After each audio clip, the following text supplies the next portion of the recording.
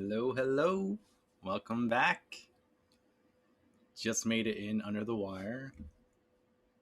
Another sort of late start to the night, but got in right at 7:30, so we're all good. Still getting some things set up. I found some new settings and things I can do in Twitch Studio today, so I've been playing around with that. Um, got some new followers up here. 7 out of 10 for the goal. Feels good. I know it's a small number, but yeah, like when you start with nothing and you just make a tiny bit of progress, it feels pretty good. Um, okay, let's get a. I've been excited for the stream every night that I've started it, but tonight I feel like there's some good energy for it. There's some stuff I have saved in my head that I want to just talk about. Like stuff that I've seen on the internet today, or kind of like nerdy culture, pop, culture stuff. So um, it might not be a smooth transition, but I'm going to bring up some of the stuff that I want to talk about later, and particularly two trailers that I saw today that I'm excited for, one I'm not excited for. So I think it would be a cool little break that we can take during the stream. I think it'd be nice to add some other content into the stream. Do sculpting, but then also talk about some of my interests outside of sculpting, because what I sculpt tends to be really, characters and IPs from, very popular places in media, comics, video games, movies, TV, all that stuff. And I'm really engaged in that stuff. I love it. I've been very much into like nerdy culture, subculture type stuff for as long as I can remember, and I love to be a part of it. That's why I like to sculpt it and, make media around it, art around it. But I also love to talk about it too. So if it's stuff that I can talk about during the stream and maybe people will chat with me about it, I'd be pretty hyped.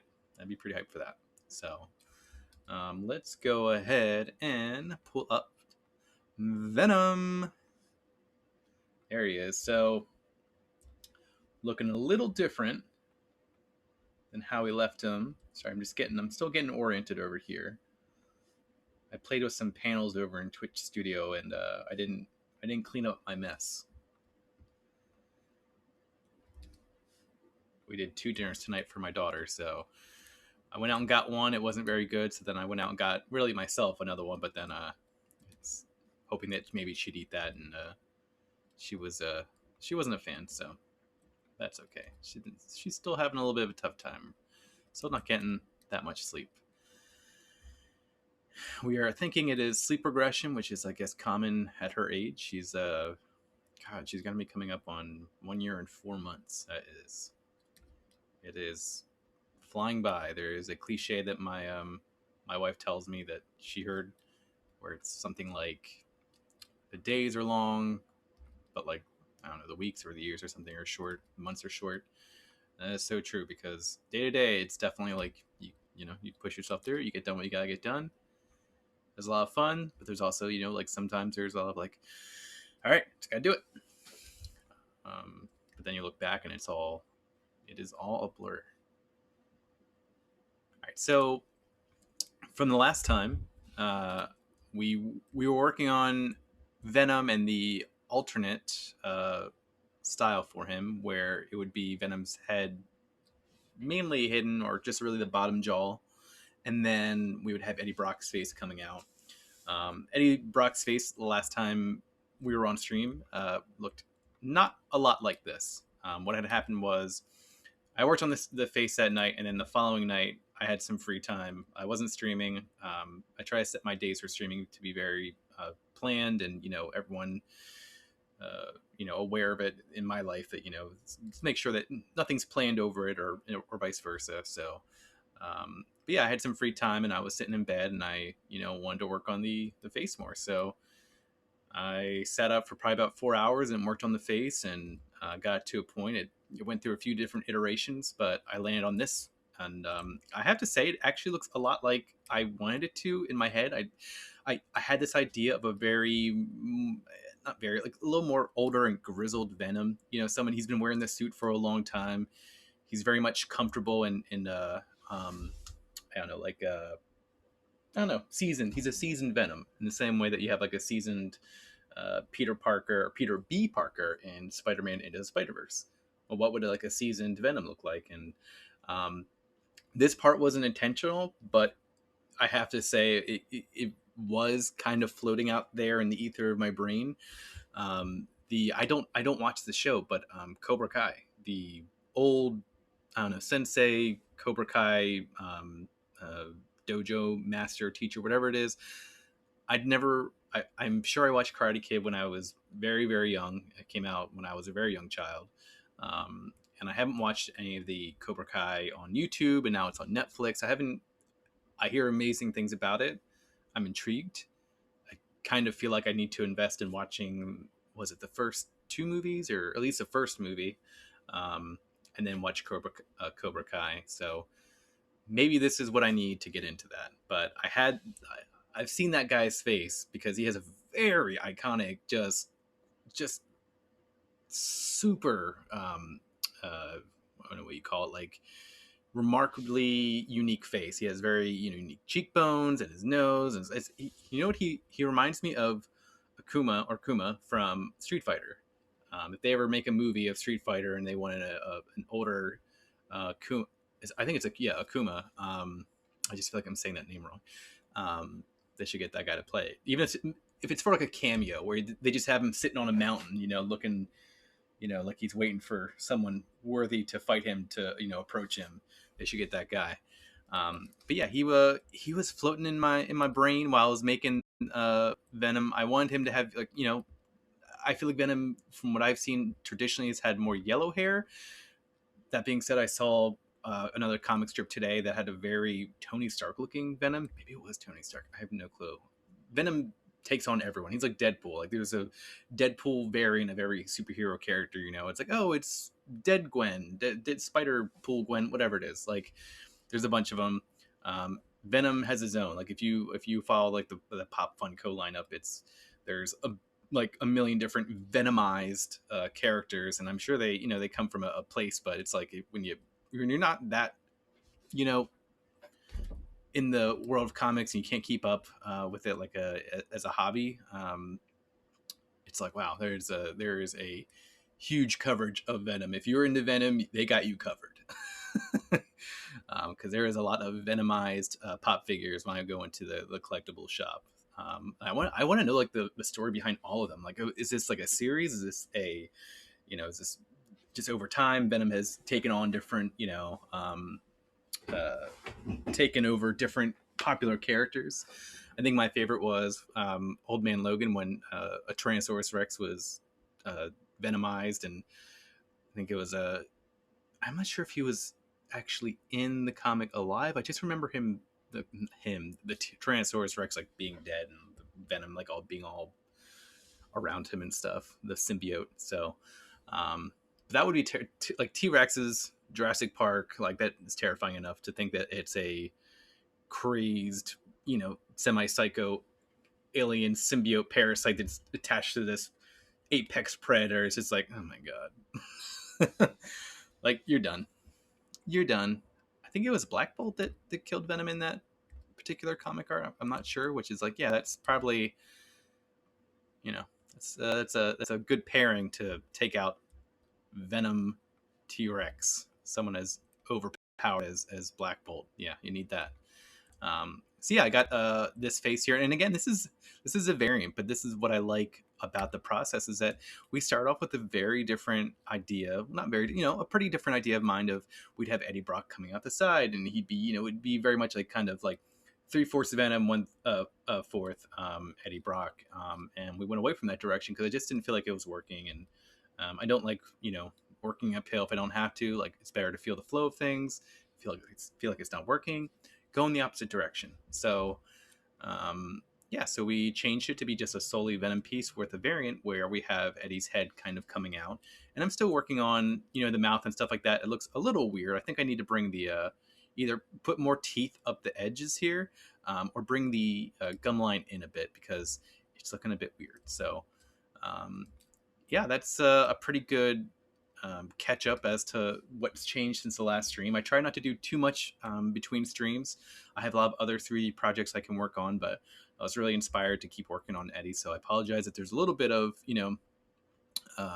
catch up in between here, but I didn't work on anything else. I left the body for the stream, and I left everything else that needs to be done for the stream, which is a good segue to talk about what we are going to be doing on this stream. So the list for today is, I'm just going to go through it in no particular order. Let me get that out of here. We got to add the white rectangles to his hand, very traditional piece of the Venom's costume. At some point, we're going to put an apron on him. I think I'm going to wait till we get into Blender to do that, because I really I actually enjoy the process of creating something in Blender that I get to use the cloth physics modifier on. ZBrush does have that feature, but not in the same way that I like it. And for me, I'm sure I can master it, but time is of essence. We got to move and use the tools that we know how to use for the stream. So not that we won't learn things, but like for the purpose of this particular project, I'm not going to spend 30 hours on stream trying to figure out a cloth mod physics brush, when I can take into Blender and do in 10 minutes what might take me an entire stream to do. I don't think it would take that long, but you get the point.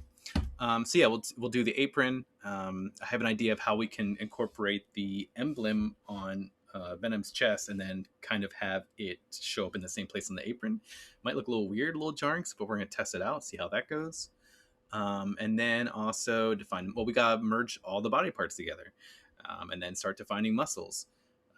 Like we have muscles, we have the shape of muscles now, but they're a little ballooned out. We got to add some definitions, some kind of muscles, lines and dents and little tiny muscles in between.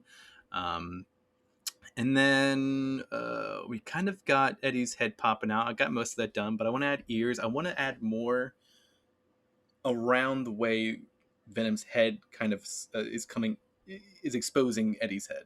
So got to play with that more. God, I just thought of something too, but let me just go ahead. I'm gonna add some things real quick. Add ears. Add Venom's head around Eddie a little better. Sometimes I spend more time trying to write a clean note instead of just writing it the way I'm thinking it. Just gotta get over it. Just write the way you think it. You'll know what you mean when you read it again. Okay. Add more teeth to the bottom jaw on the Eddie variant. Another thing we got to do is make a better spatula, make a better pan. All that was placeholder right now. The criminal's head, which I've been lovingly referring to as the bozo. We got to fix him up a little bit. We got to merge the piece. I don't know if I want to give him, I don't think he needs necessarily more character, but I just don't know if we should settle on this or we can do better. So basically just tentatively putting out there, give it another pass. Give the criminal, the head in the frying pan, another pass. Just to take a look at, see what we can refine. Eddie's got some hair, got some very fluffy, thick hair up there, so I'm okay with the criminal's head being bald.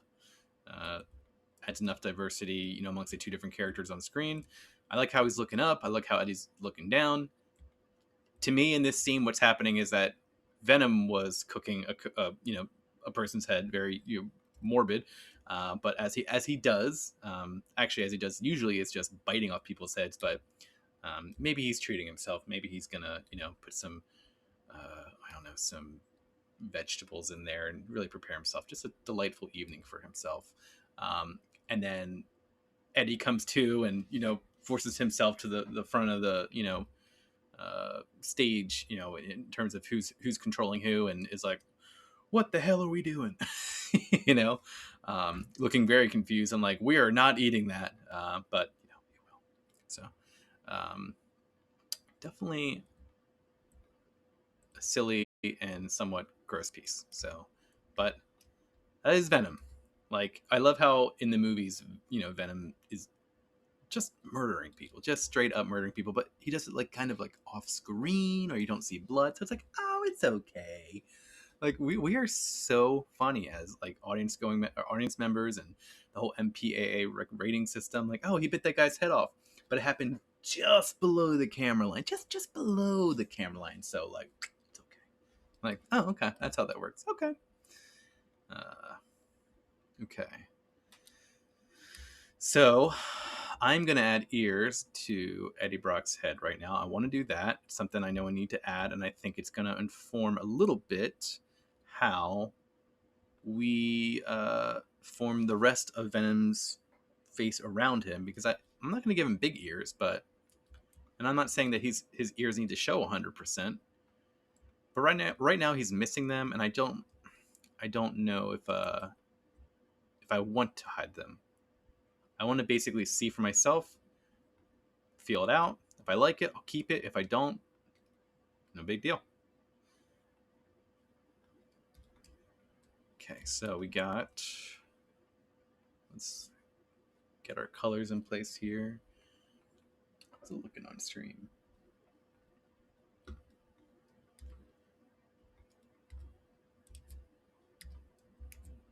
I've been learning more about Twitch and all the, man, it is definitely a whole, I can see why people hire editors and just managers for this whole industry. Like, it is complex. There is so much to do and learn, and is fascinating. I'm really enjoying figuring it out and learning it. At the same time, I feel so behind. I feel like, oh my god, this is what you guys do every day. This is insane. This is so much. But I think that's just the I'm gonna say it, like, the fear, speaking, because at this point I still feel like I really don't know what I'm doing, figuring it out as I go along. And I hope everyone's enjoying it along the way. I've gotten some good feedback so far. If you're watching and you have feedback, please give it to me. This is still so early in the life of the stream that my smooth is like really high. Yeah, that like I have so much freedom and ability to change things, how I'm doing things. Like, I want to utilize that if possible. Go ahead and just turn this off on my end here. Okay. So yeah, if you've been following the stream, if you've been liking it, thank you so much. If you're here for the first time, checking it out, you like it, but there's some parts of it you think could be better, let me know. I know at the bottom of the screen right now it has like the little twirly sticker giveaway for getting a free Not Real Toy sticker, which a little early in the stream for me to be busting that out, but there. Oh, let me get out a not so wrinkled one. I keep like a bunch in my wall because sometimes I put them in places I shouldn't around the city. But yeah, here is the sticker of Nert, Not Real Toys mascot.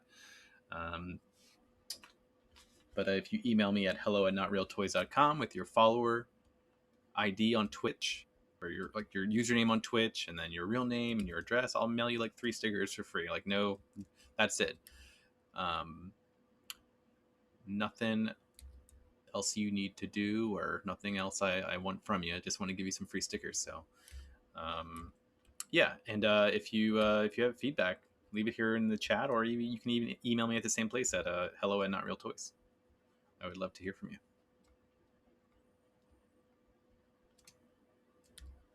There are definitely some things I am looking forward to getting off the ground. I almost did it for this stream, but I want to try it in a sort of controlled environment. Getting music into the stream, that is one thing that I am dying to get into this. Like, I can't wait. Because I go back and I watch the stream while I'm working throughout the day, just so I can like hear how things are going and whatnot. And I'm like, I need some audio up in here. I need some tunes. Okay, so right here, Venom's jaw is really in the way. So let's just take that out and show. Look at this ugly mug. What a doofus. Eddie Brock is a doofus, by the way. Like the Eddie Brock that I know, the Tom Hardy one is a pretty cool dude. You know, it's Tom Hardy, right? Like Tom Hardy isn't good. He might. I don't know what Tom Hardy wants to do with his acting career. He's doing a good job already. Maybe he'll do a doofy character someday, but it's hard to think of Tom Hardy not playing someone you're just like, God damn, that guy plays cool characters, man. That guy gets some awesome roles.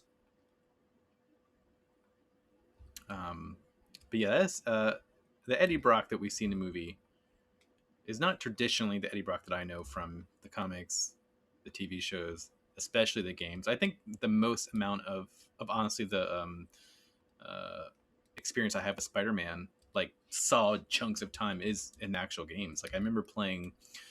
There was a okay, his ears are kind of big, but I do like it because it just makes him look all the more just kind of dopey. And in my view, this Eddie Brock is not dopey so much, but he is kind of like, you know, a musclehead, you know, just anti-hero. Doesn't do it all right because he doesn't, you know, have, it's not the brightest character, but yeah. So as I was saying, that my most experience is really, I think, the games. I remember playing, and when I say I remember it fondly, playing the Spider-Man game on PlayStation 1. There might be multiples, but if you're familiar with like the PlayStation 1 lineup, you know what I'm talking about. There is a very iconic PlayStation game called, I think it's just called The Amazing Spider-Man. Stan Lee narrated the game, and I wasn't even that familiar with Stan Lee back then, but I loved it. I loved the narration of it. It made playing the game feel so much more immersive. I really felt like I was in that world.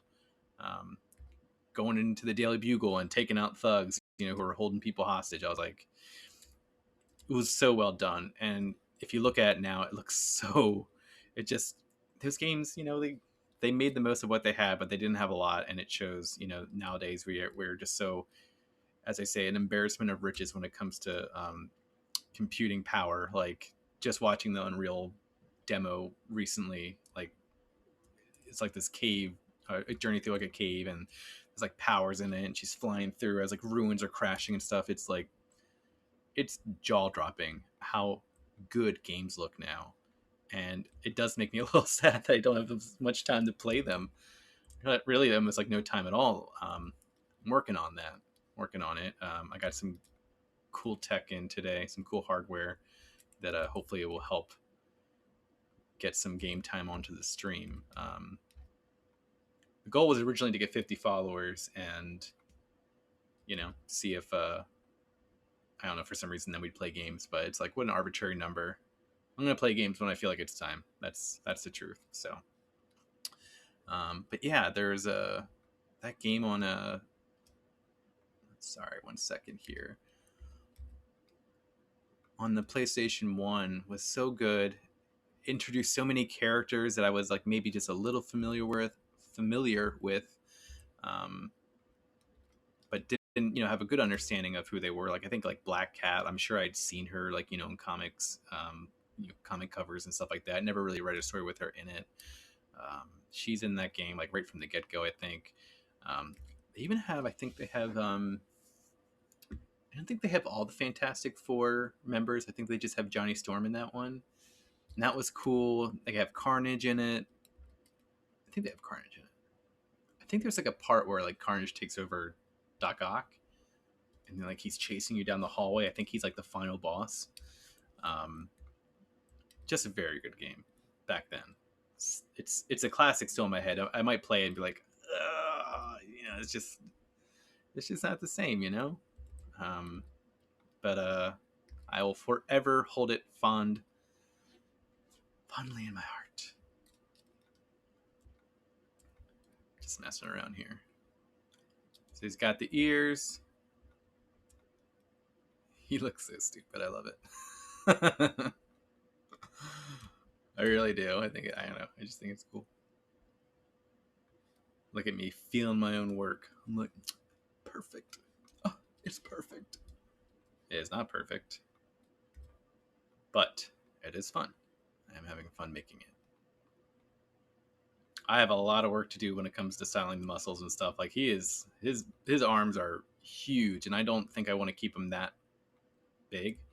I also have been thinking about giving him a bigger neck that kind of triangles down to where the shoulders are, instead of having him basically be like, like this. Like he's very gorilla stature right now. And I guess that works, but I might make some time to experiment a little more with it. What is this piece right here? That's the neck. So what's this? Is that just another piece? Oh, okay. That's the I put that there to experiment with how like a cap almost. It's almost like I think he has like a cap. Like yeah, his head showing, but I like the idea that like almost like a bare minimum amount of his head showing. Like it's like he has a hoodie and it's just kind of peeled back, Okay, let's Dynamesh that. I'm gonna keep it uniform from now just to give it a placement, get an idea for how the silhouette looks. Maybe do a little bit of this.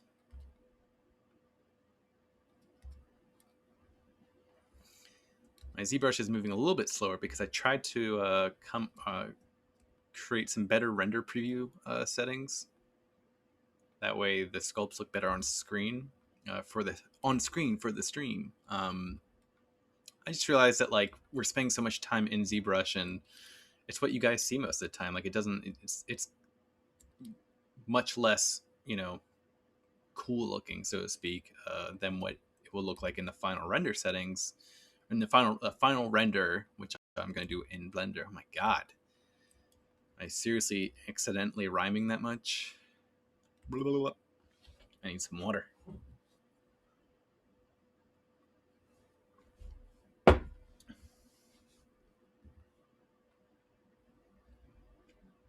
There is going to be a stream where I just accidentally forget to turn the microphone on, or I'm sculpting in ZBrush for like half an hour and I don't know that it's not being seen. It's going to happen. As for now, it just lives in my heart, where I have a second of like, is it on? Okay, it's on. Thank God. So something like this. It can't be uniform, so maybe I'll just turn off the uniformness now. Uniformness. Peel that one back. Get one of these coming up on the side here. I'm just doing this real dirty. This is not clean. This is definitely a quick and dirty look development type process. I could do is just put some just put another primitive up here and sculpt on that, because I'm having some trouble getting these to pull. Oh, might be my intensity just needs to move up. Yeah, there we go. Also increase that Dynamesh. Increase that Dynamesh.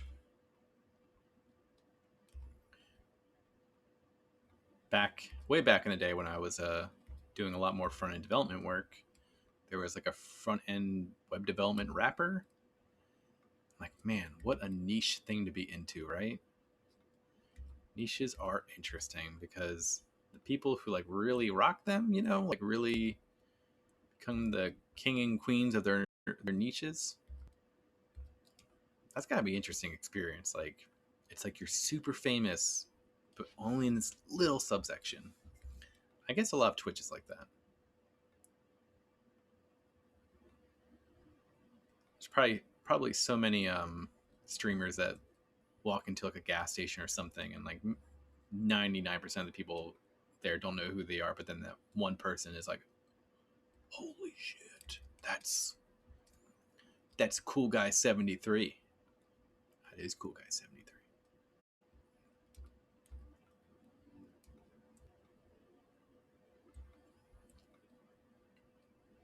So something like this. I guess as I make this, I should have like his hair kind of pop out like a little bit, so it looks like the hair, the Venom symbiote is kind of grabbing into pieces, of his hair as it retracts back. I'm gonna be messing up my hair. Carhartt Gaming. Thanks for joining me. Carhartt Gaming, I have some good news. Let me see if I can move the camera a little bit. Check this out. Nothing. Nothing. I thought it was plugged in. It's not.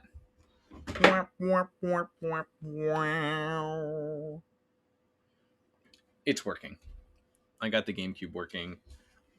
I got Time Splitters 2 working. I played a little bit of it. Not really played it. I put the memory card in and created a save file.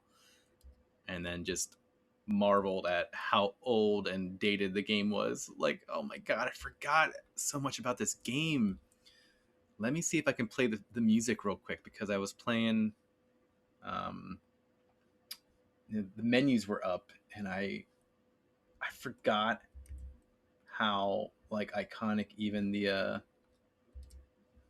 music was for that game. Let me see. Hold on 1 second here. It says it's this one.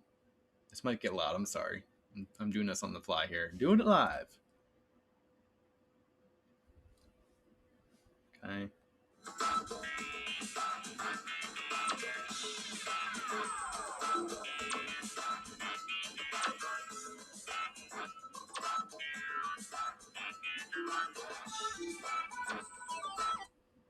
Ooh. No, it just it went off. I think the computer was like, stop. Please stop. Please stop. It was a loading screen. Let's see.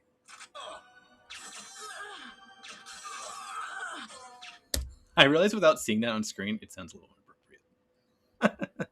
That was a recording I meant to send to you, actually, of me playing the game. It was like the menu screen, and then went through the loading screen, and then it's like immediately into like the first level where I'm like shooting dudes at some kind of like dam in Serbia.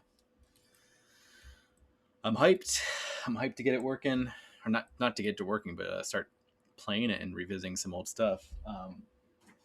Two of the titles I found, by the way, and I don't even have the console to play it right now. Gungrave and Gungrave Overdose. This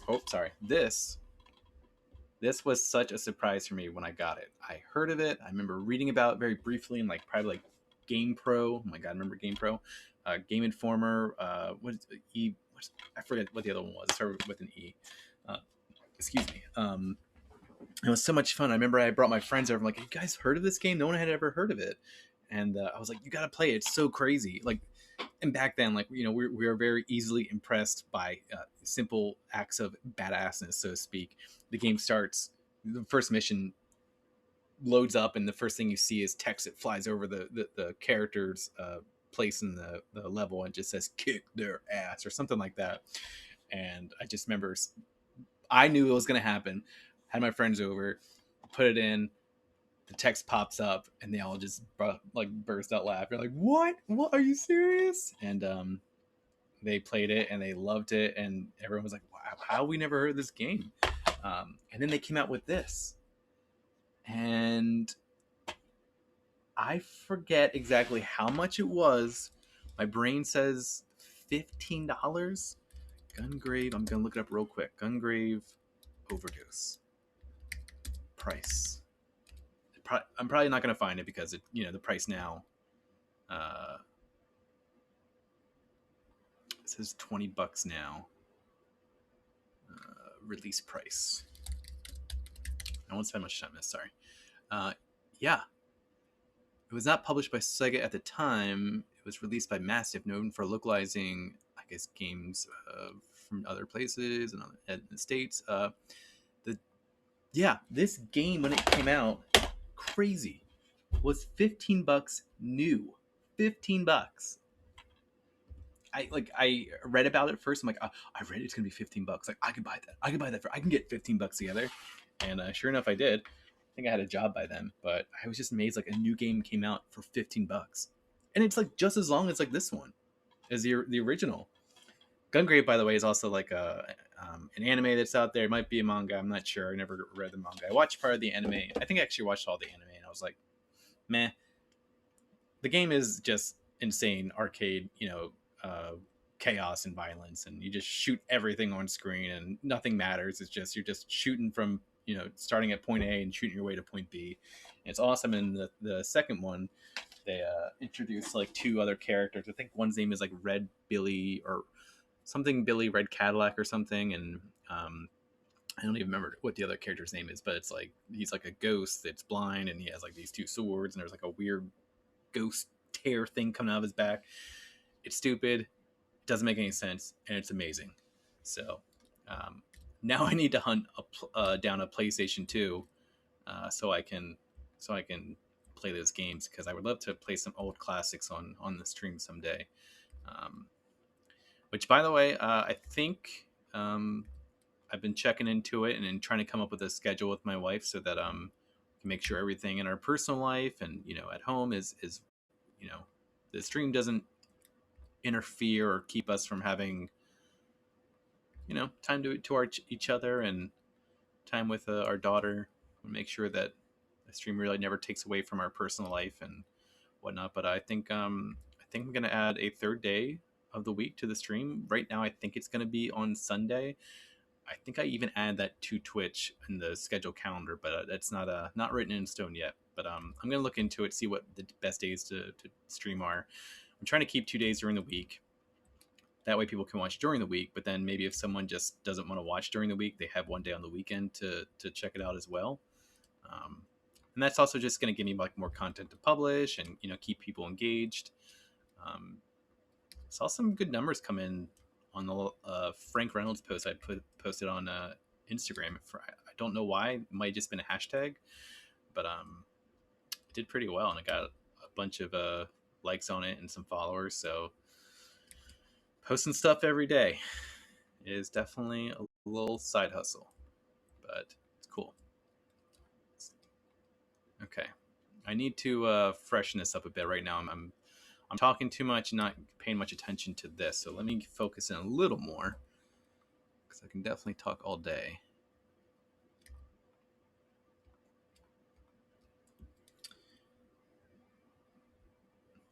I think you did play it. It wasn't a game that I spent a lot of time on, because it's such an arcadey type shooter game. It doesn't take a long time to beat. Like you can probably beat it in one sitting. So it wasn't something like Final Fantasy VIII that took like, me as like a young teen or late childhood kid, like weeks or months to beat. And it does have replay value but like games like Resident Evil have replay value. Like Resident Evil 2, you beat the game and then you get to play the game from the complete opposite side of, the complete opposite perspective of the two main characters. Like that's replay value. Or they give you, like in Resident Evil 3 for PlayStation 1, it was like you beat the game, and while it didn't have the play the opposite side, play as the opposite character like Resident Evil 2 did, you got mercenary mode. And then you had like all these, you tried to beat the game at a better, get a better rating, because you would get cooler things. Like I don't think Gungrave had that. I'm sure it rated you, but I don't remember it like giving you like really interesting rewards as a incentive to keep replaying it. I guess it makes sense. Like the game is what it is. It's like watching a popcorn flick, at the theater. Like no one comes out being like, that was inspiring. I have never seen a movie and will never see a movie. It's like, no, it's, what it is. You know what you're getting into. And you walk out of it being like, yeah, it was fun. Okay. Don't love this yet. Carhard Gaming, do you have a PlayStation 2? Because I am looking for one. Apparently they're very hard to come by now. I went to my local game store, and they said that it's before COVID, they wouldn't even buy them because they couldn't get rid of them. Now, since COVID, they can't buy them because no one wants to sell them, and everyone wants one. So COVID has just changed everything. What's the world coming to when a man can't even buy PlayStation 2 anymore in 2021? Word. All right. Have fun at the gym.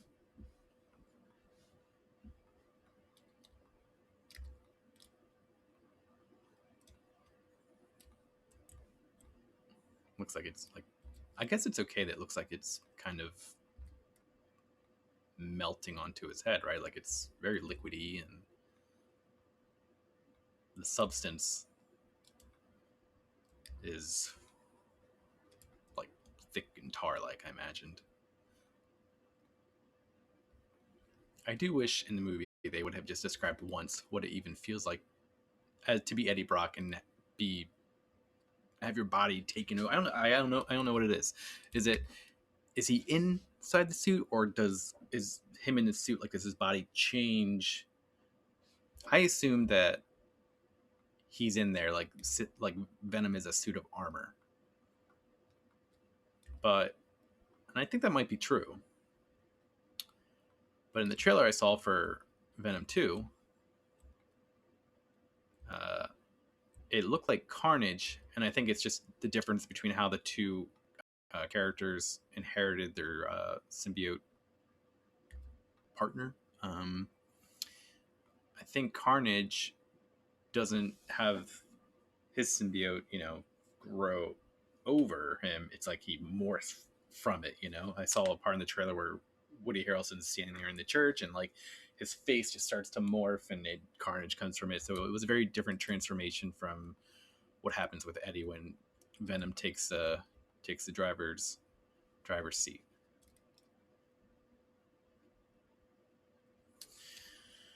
Yeah, I know I can get one. I could go on like eBay and stuff, but I prefer to buy that stuff locally because it's used. I want to know that if it doesn't work when I take it home, I can go back.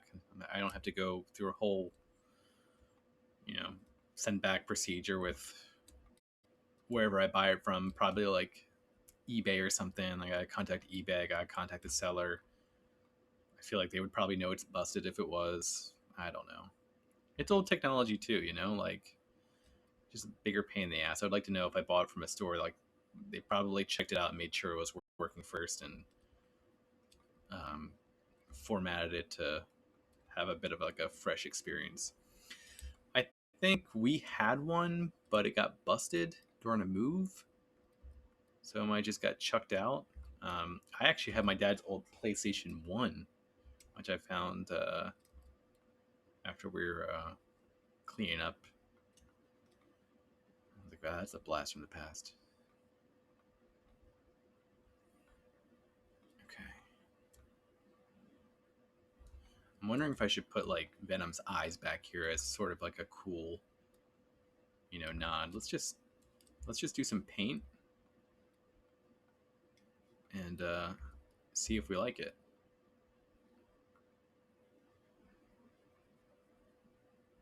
Like almost as if like you wouldn't see it from the front, but if you turn it around, you're like, it's Venom's head. Like it's like his mouth, about like unswallowing his head, right?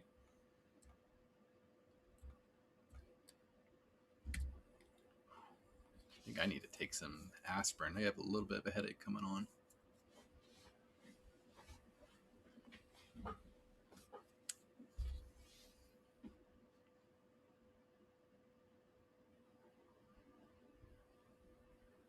Okay.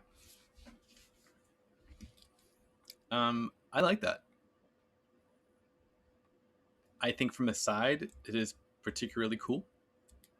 I think it gives this kind of overlap a new cooler look to it because it actually looks like Venom's mouth, like he's kind of like unswallowing Eddie Brock, which is both like gross and cool and weird. I like it. So let's roll with it. I'm gonna go back to. That's the wrong color. My bad. You can't see it, but every time I bring up the color picker, it's like a Mac native color system palette app. So when I hit switch color or system palette right there on my screen, there's like a whole window like right here where my mouse is hovering. Sorry, you guys don't see that. It's a little bit outside of my control.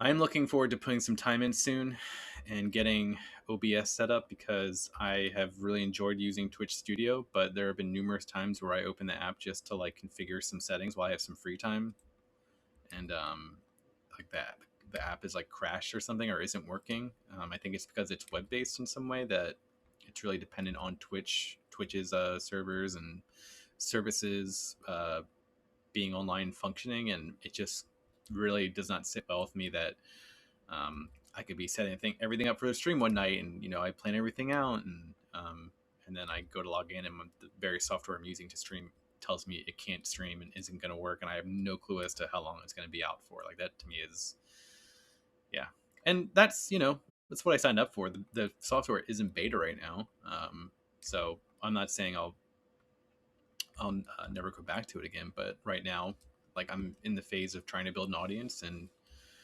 uh, consistency is obviously a key for everyone on Twitch, but starting out, I feel like even more so. Like I need to be consistent and draw an audience of loyal viewers, so to speak. I can't do that if I can't hold my own software I'm using accountable. Okay, I need to create some odd bits that kind of look a little more. I don't know what the word is. Like not as uniform. Like that. Yeah, like a little more turn, a little more tearing in there. Maybe just some pieces right there. It's a little too perfect.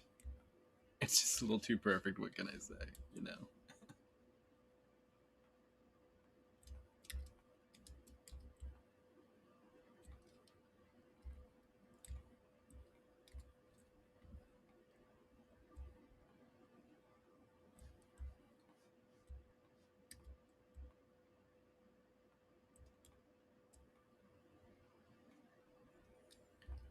Putting these little holes in there might make it so that it doesn't look as good when I put the Venom eyes on, but I think it should be okay. So we're just going to move forward and see how it goes.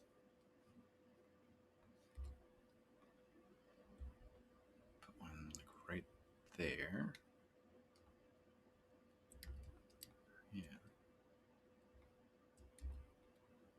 Maybe one like right up in here.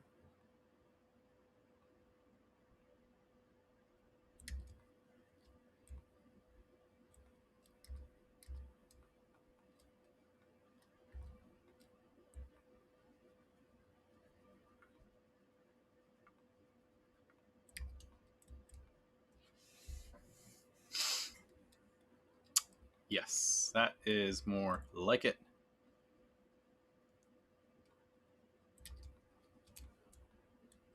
I need to flatten out a little bit. It's a little too much volume in this space.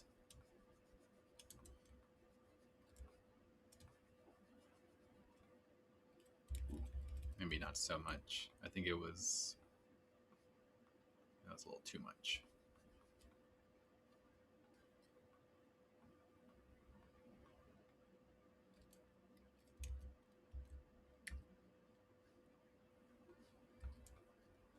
Okay. Which also, by the way, I'm sorry that I keep talking about like wanting to do gaming and then not doing it. I really didn't want to interrupt the first project I do on stream. Like while I'm almost done it, by the way, to just start playing games. Like there's a bunch of people on Twitch playing games, and I think the main content on here is definitely going to be sculpting. I say I think I know like that is what the purpose of the stream is. I want to use gaming as kind of a break sometimes, maybe we'll get some projects done faster than another, and we can use that time to get a little bit of a game session in. There's going to be times where I finish a project on stream, like maybe during the beginning of it or something, and I send it off to render, and then it's just like, well, we still have like 2 hours. Let's play some games, you know? Um, it is always such a weird feeling to me, like when I start a project for the night and I get it done like an hour or two into the actual night, and then I'm like, oh, I guess I don't have anything more to do tonight. This is weird. Because the rendering process takes hours sometimes. I used to render exclusively on my own computer. Lately, I've been using rendering farms. I use like Render Street. I've looked at some other ones, but Render Street's my main one. I just use like a monthly subscription, so I can just send stuff there to render, and as long as it doesn't take the render farm, I assume, um, a lot of time to do it. It handles it just, it just spits it out. Like, here you go, send it. 10 to 15 minutes later, comes back faster than my computer would do it, and it looks pretty good. I'm really excited to send this to render. I think it's going to be cool. Okay. All right, let's add those eyes back to it because I want to make sure that it looks good. If it doesn't, I might not add it because I am digging. I think it's more important to show the symbiote stretching over his head than have the eyes back there. But I think we should be able to make it work. There's no reason we can't. Other than user error. This is going to be weird because it's like I have to paint it upside down. Oh, this is going to be so weird.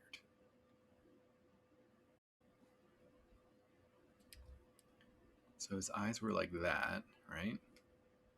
It doesn't have to be exactly the way they look previous. Like he's there's like no like, okay, yes, there is consistency when it comes to Venom, but like I definitely think the artists who draw and create him in media use that his flexible physiology to their advantage and being able to like, oh yeah, like Venom can be any shape, if you wanted to put him into a bucket, like sure, we could do that, like no one's gonna question it, like yeah.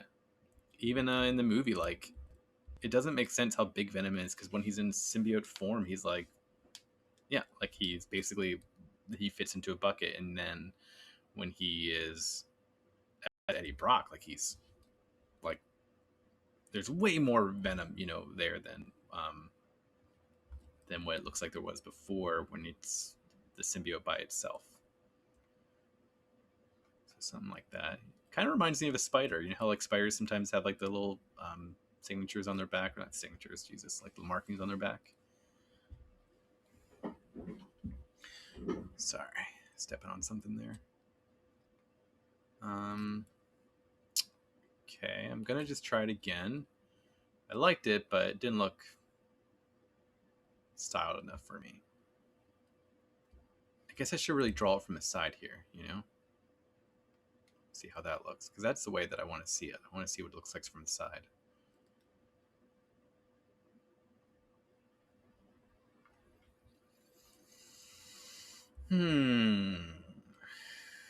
Maybe it can be smaller. Maybe I'm doing it too big. What do you think?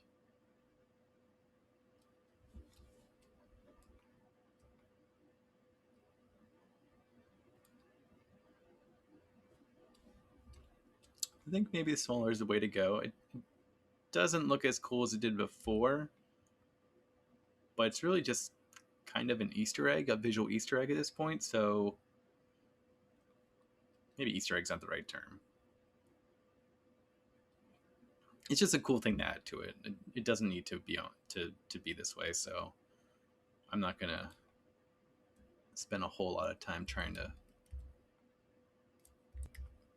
make it look like a crazy well executed and intentionally thought out when it wasn't. Okay.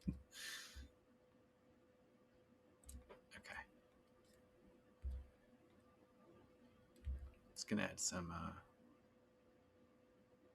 Flare right there. Some flare. I actually have to like pop that out now, but I'll worry about that in a bit.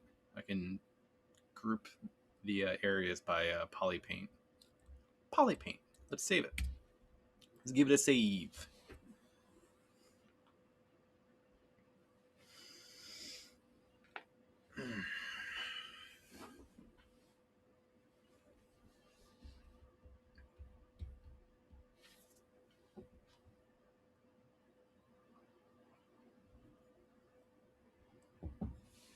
Okay. Right. You know what we need to do now is put some more teeth up in here. Instead of separating this out, I'm just gonna take like one from here, drag it down to that folder. Oh, go back up. Oh, I hate it when it does this. Oh my god, of course it starts auto-saving. Of course.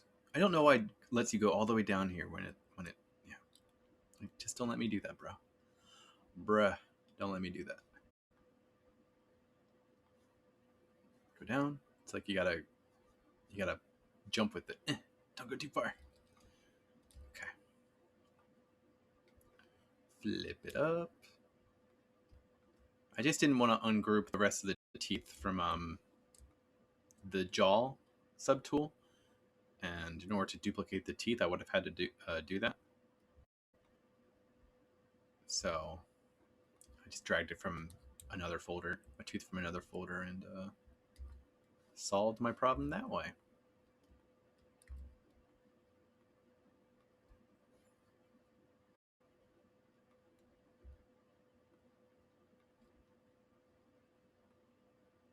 This guy should be out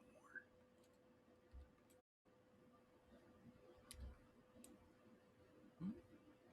I should probably put these guys in another folder too, but I won't right now.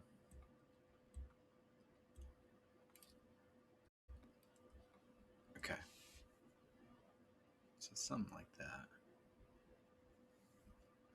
I have to say, I'm enjoying doing the Eddie Brock head reveal more than I was doing Eddie or Venom's head just by itself. Not because like that wasn't fun.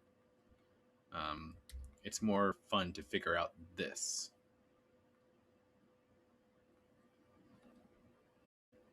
And I don't see Venom presented in this way as often because it's just not, you know, what the character typically does when he's standing around. Like Venom very much loves being Venom.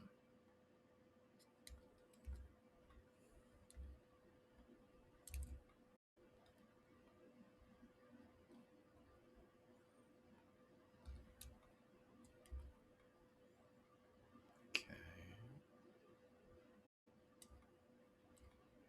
Something like that. I think that's good. Now I gotta do it to the other side. Oh, there's so many teeth that need to go on the other side.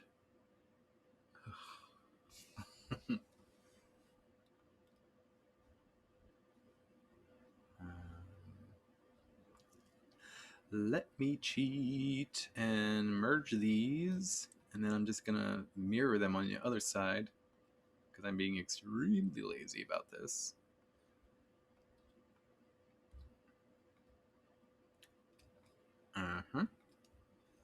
That's what I wanted to do. Oops. So if I'm gonna move these guys down further, down here. Oh my god. Man, these new render settings really make the turning and whatnot very, very rigid and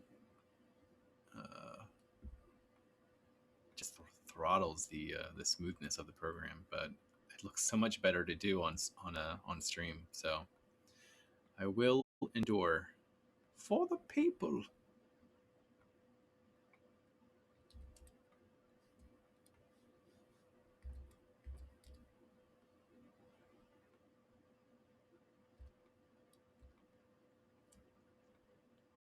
Okay. And then I'm gonna do it again.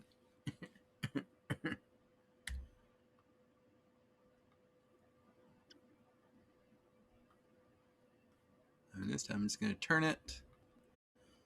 I'm going to turnip.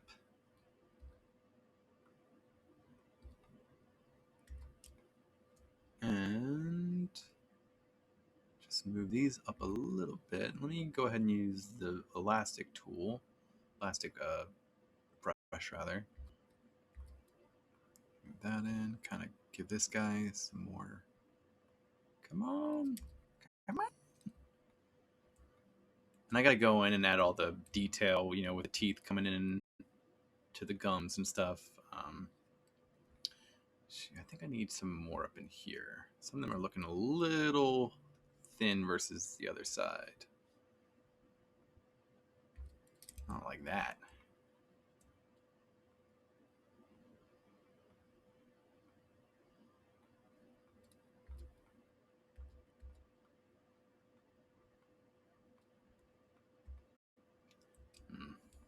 So what happens when you cheat sometimes. You wind up doing more work. Like, this is supposed to make it easier.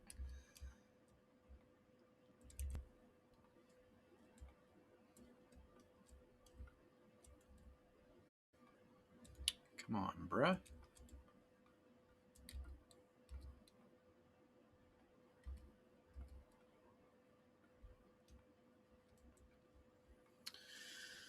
All right. Can fix that up a bit more. It's not. Yeah, I just need to fix the gums too. Whoa. Whoa.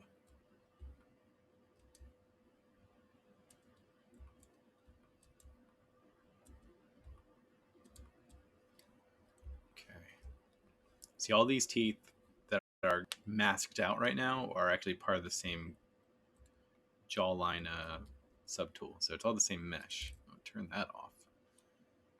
How dare you? Wait.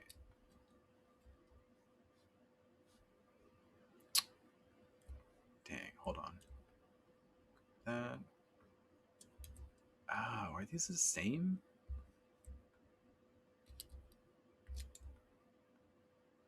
Okay, so I just need to do this. Okay, now it should be fine.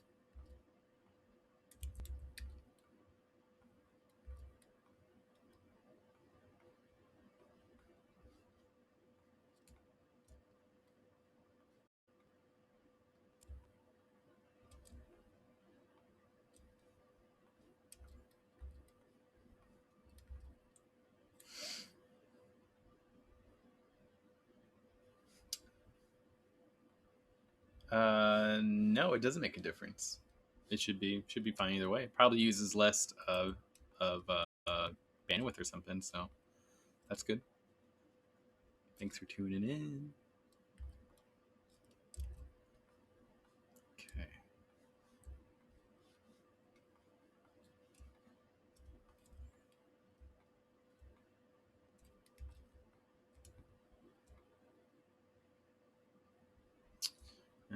I need to remesh this piece. So I'm going to separate out the gum line, split hidden. Here we go. Okay. And then I'm going to remesh it. Remesh. Oops, that's not how you do it. Freaking subtool projection. There we go. It was looking a little funky there before. I'm going to hide that guy.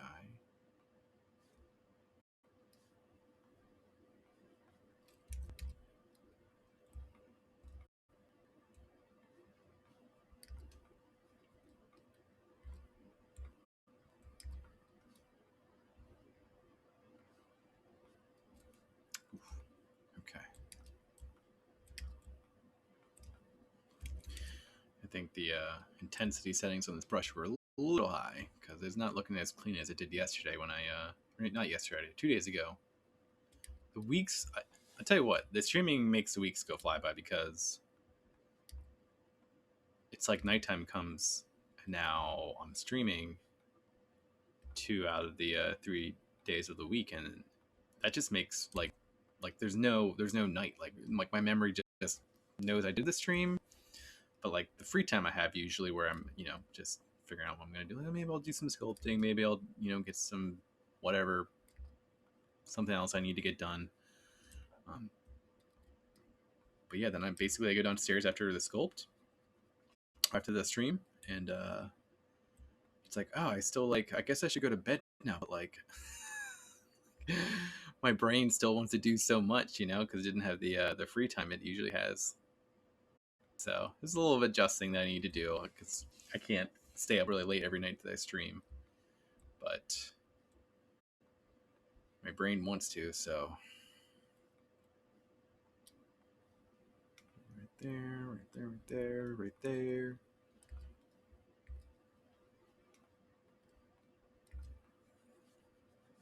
Did Rosie go down okay?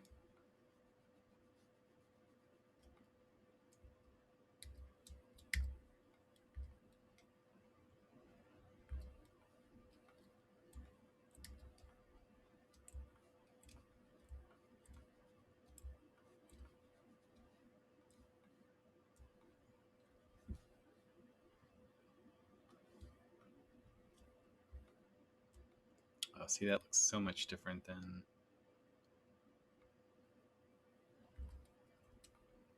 I did something totally different. I think I got Control Z, Command Z back on all that progress because it just doesn't look great. I don't like it.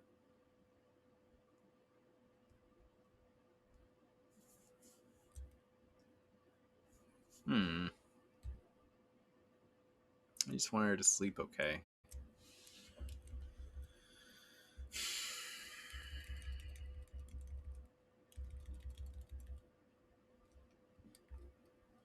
Hope she gets a much better night's sleep than she's been getting.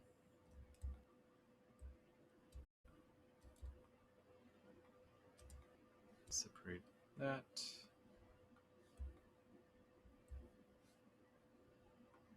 Oh, weird. That's so weird that it did that. I just noticed something that the ZBrush did. Kind of like a bug, but not necessarily a bad one. Just more of like a shopkeeping bug. Like, oh, that made more things than I initially intended it for it to make.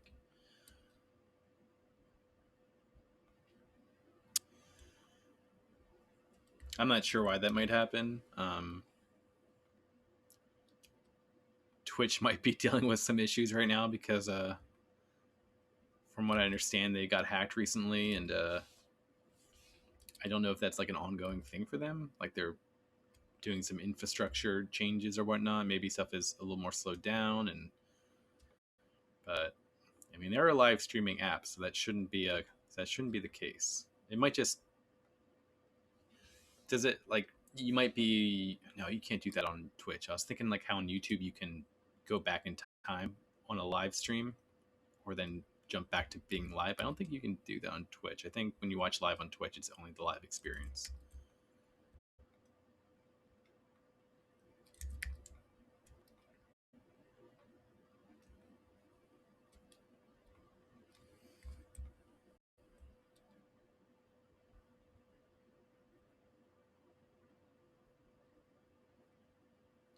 Really?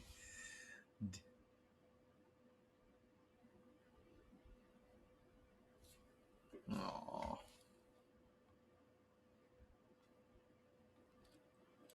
I think what it is that she's starting to understand sleep more, and I think she might be getting to a stage soon where she's fights going to bed. Like, no.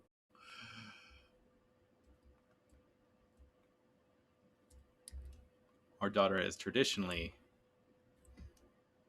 been very good at getting sleep, but I think now she's starting to figure out that it's something that she doesn't necessarily have to do. by her own accord. So, but maybe she also just misses us.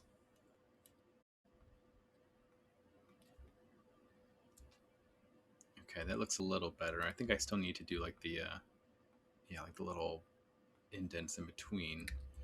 I guess that's what I did last time. Sometimes I just forget how I do stuff. Like, oh, like I forgot that I made my technique on that was different last time. But then you look at it like, something doesn't look right. Let's see, that looks closer to. I guess I smoothed that out a little bit more though. So let me do the same here.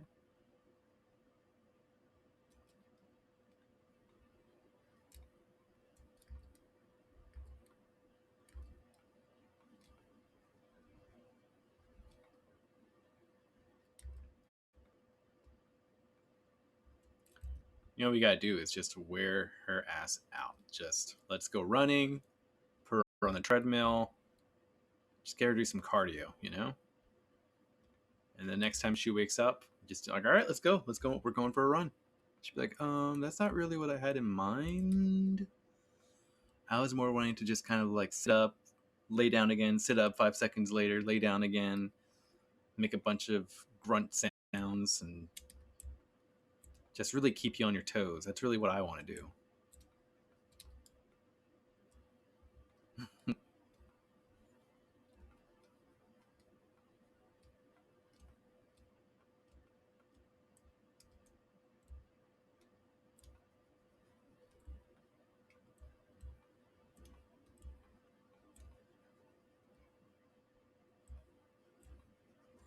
I gotta fix this tooth up here.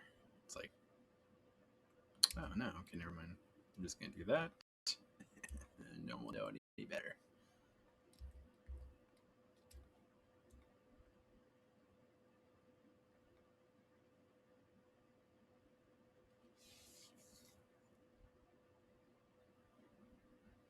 Gotta fix that one tooth up there. Where is it? That? Nope. That? Yep. It's on that.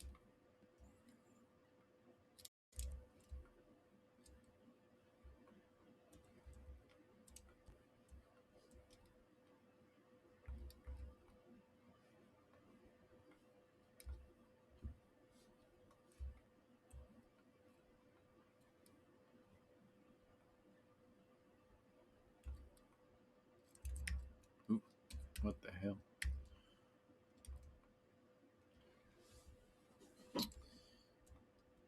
Okay.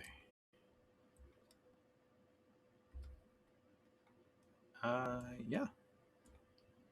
That looks good. I like it. A part of me wants to experiment, like if I put some like the jaw color, like maybe around in the area, but it doesn't need that. It just would complicate it more, and I think it looks pretty good the way it does with the kind of overlap of Venom's head and upper mouth kind of covering or uncovering Eddie Brock's head there.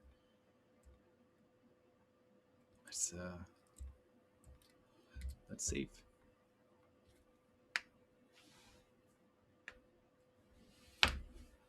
So crickety crackety.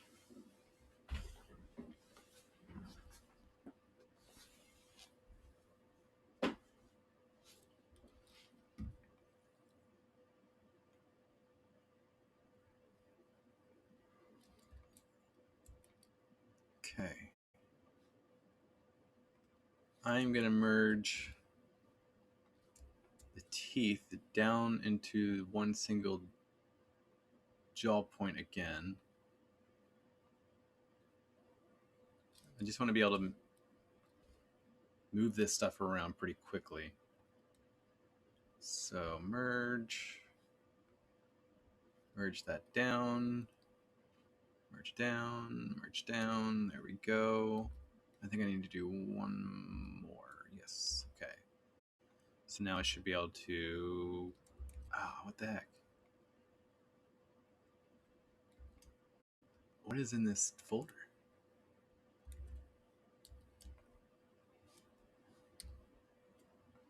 I'm so confused. The thumbnail for this shows, you kind of see it up top here, shows the black jawline in there, but it's not in there.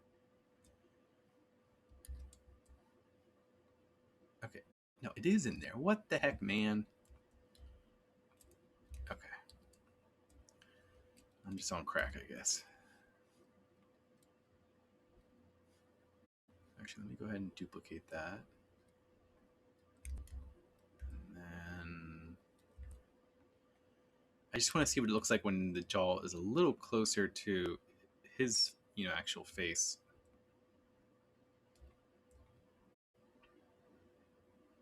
So that it's a lot less room for his it's like everything looks like it's like really compact, So like that. Maybe bring it down a little bit more on the sides.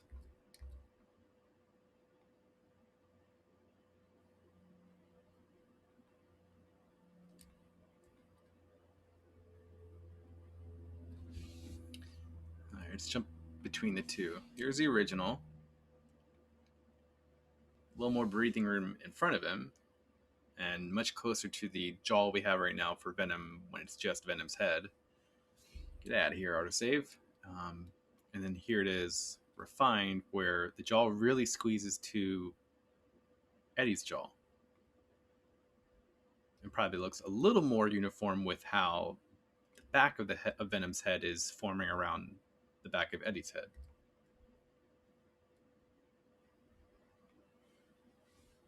I'm glad you like it.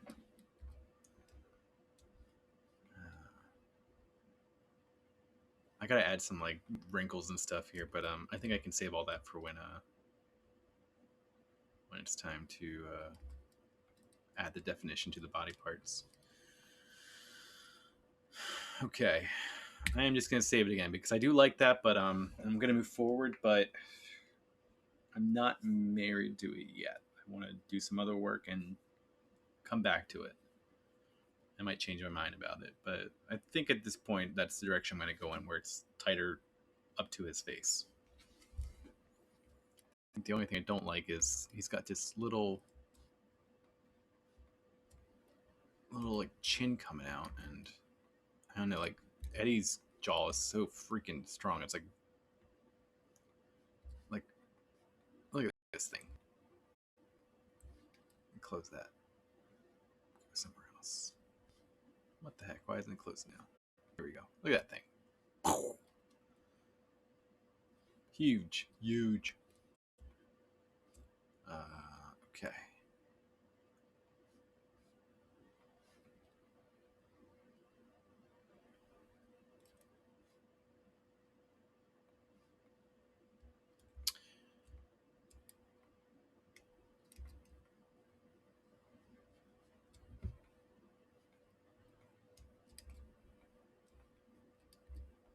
I know, now that I've worked on this so much, I feel like I do need to like see it sooner than later. But it'll be good to post. It'll be good to post this and then go see the movie and come back and kind of close out this project, having seen the new one. I'm like, I got new Carnage now. Ah! I just got done. Okay.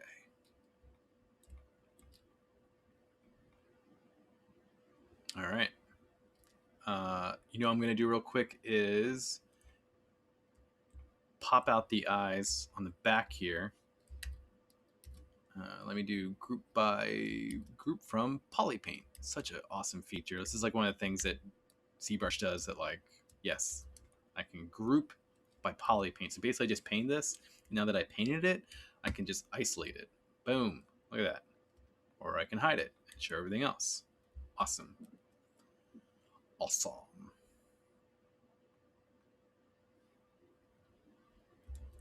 What I should really do is remesh this guy. Freaking sub projection, man.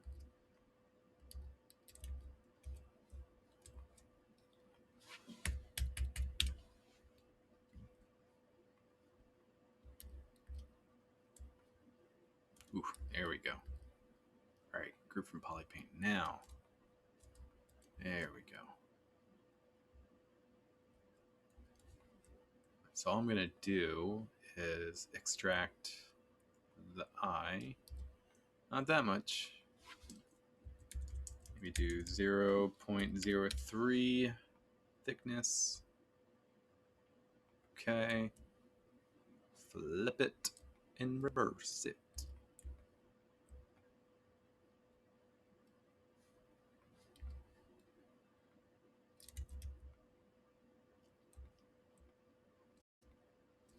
Just give it a smooth. I'm not going to get too crazy with it like the other set of eyes. Like, this is really, again, like, this is not the focus of this variant. Kind of digging, like, the fact this is, like, the first project we're doing on stream, and I already have, like, a variant for it. Like, that wasn't planned, but it's fun. It's like, yeah, like, I'm already doing special projects on the stream. That's cool. This is not something I will do most of the time. Although it is good to provide different render, or rather like different takes on a one piece, because you're making a 3D piece. Like, use the fact that you can turn it in different angles and modify the geometry to do different poses and stuff. Like use that to your advantage, right? Like, that's what you can do with it. That's the benefit. I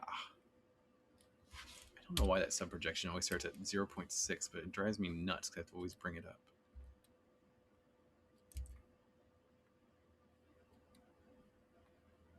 All right, I'm gonna have to toy this a little bit because it is a little too smooth.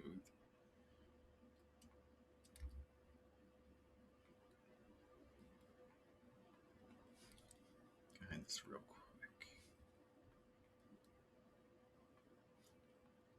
Go back up here to the base of the head and just color all of that,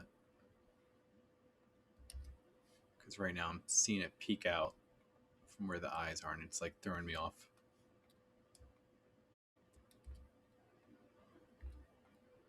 I still got to get into the two pieces of video today I want to share. I got to figure out how to put it up on the screen here too before I do that, but it's 8:50 now. So I think what I'll do, I need to go take a break soon and get some aspirin because I have a headache that's coming on. It's not bad at this very second, but I can tell by the time I go to bed tonight, I'm going to be wishing I took an aspirin now. So do that. My caffeine intake has been all over the charts. I go from drinking like almost 1 cup a day to drinking 3 the next day, and my body is like, what's the deal here? What are you doing? Are we dependent on this or not?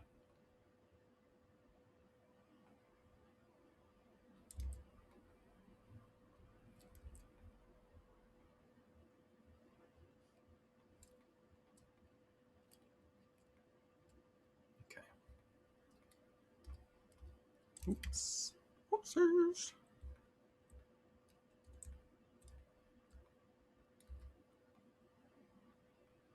Get that. I'm trying to make sure that the eyes overlap with the head mesh.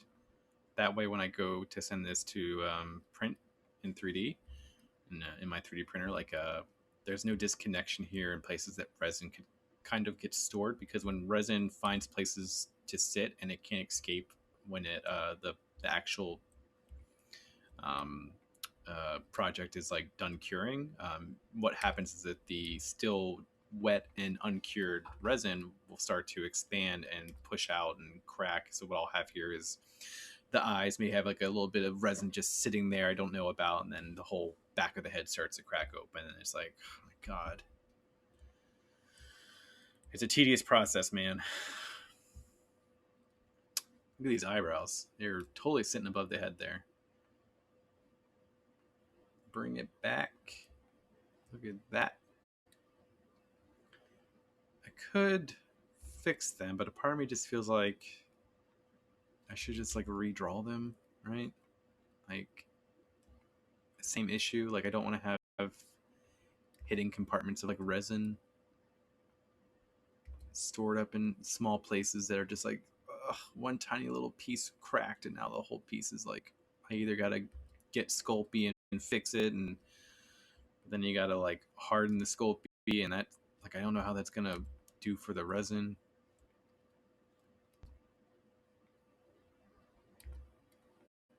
This is a hard job, okay? Someone tell me it's really hard. Okay.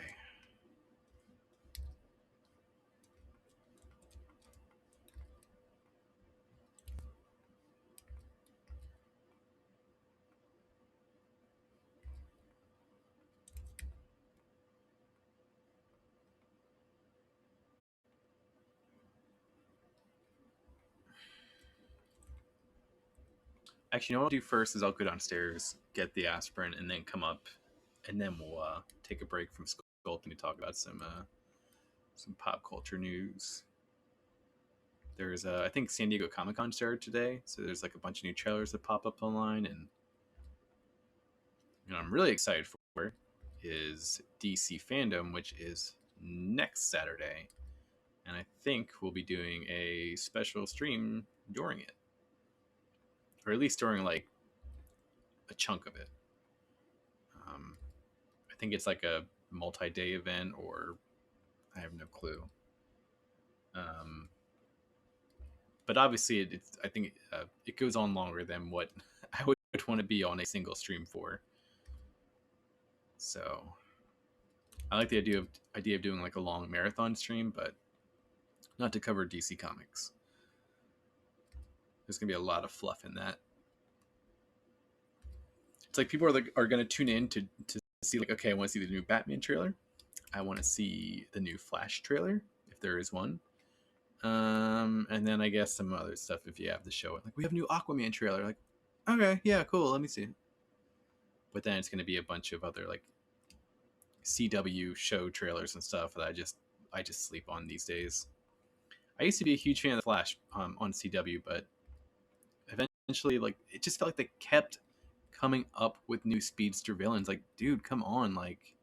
And I know eventually they came out with it wasn't Brainiac. Who was it? It was like another. It was finally like a non-speedster villain. Like his power was intelligence, and it's like, okay, cool. But then I think they went back to doing speedsters again. It's like, dude, come on. Just like, we just don't know like what can challenge the Flash. He's too fast. We got to just keep bringing other faster people. Like, sounds like you need to retire that show then.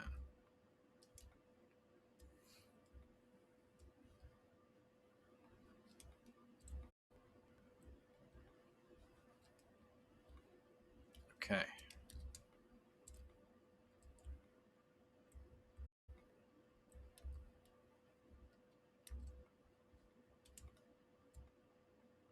I think that makes the eyebrows back onto the mesh. They popped off there. What's going on is that they got really thin, and I've been moving them around and also adjusting the brow and how far that sticks out and stuff, and it's just got messed up. So, but I do like the shape of them. I did originally had them a little more like fluffy and further, but I think the straight and thick is a good way to do it. Okay, I'm gonna go take a break to go get some aspirin, maybe get some more. I got enough water, and then come up and watch like 2 trailers and talk about it, and then get back to sculpting Eddie Brock. Let's bring up real quick though the regular Venom with no teeth. That's jarring to look at. Doop doop. Let me put those teeth back to visible. There we go. It's nice to see him. I haven't worked on that in a minute. Okay. Let me put it back on here. I will be right back.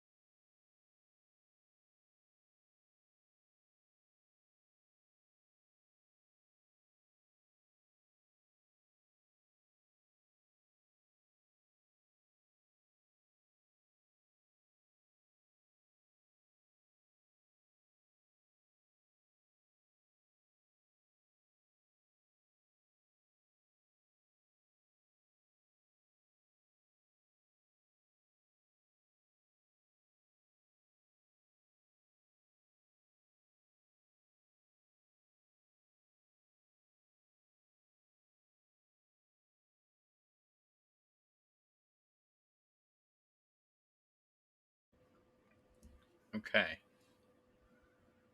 It's a little bit of a shorter break, thankfully. Clear this out.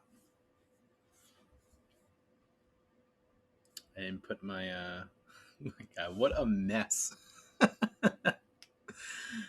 It looks so bad. This whole space is a disaster, and I'm aware of it, and it will not be that way for most of the future, most of the streams going forward. I'm sure I'll come in and out of stages of messiness, but yeah, like I've said in previous streams, this is in a state of transition. So, but I don't want to delay a stream just because I want to clean my office instead. Which is my office space. This is where I work throughout the day, and then I come back up here to stream at night. So, yeah, put that guy up there. It's a little cool figure I got from a nearby, not really nearby, but a little collectible shop in the Philadelphia area. All right, so I saw two things today that I thought would be cool to maybe talk about and share and go off on a little tangent about. Could go with the good or could go with the bad first. I think I'm not even sure exactly how like to do this. Like if it's like okay for me just to bring this up on stream. Ooh, God, audio just like jumped. Okay, let me see here. Helium. Bear with me here. I'm trying to figure out what the best method for showing a clip on stream is. Whoa, what the heck is that?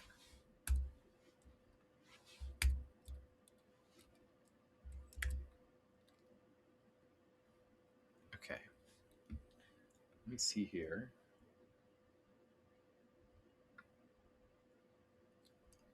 That didn't work. Okay. I guess I'm just gonna have to show the YouTube page.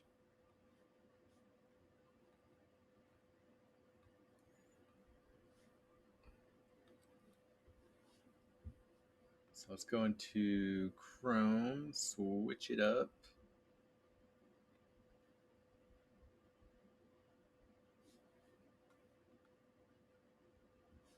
Okay.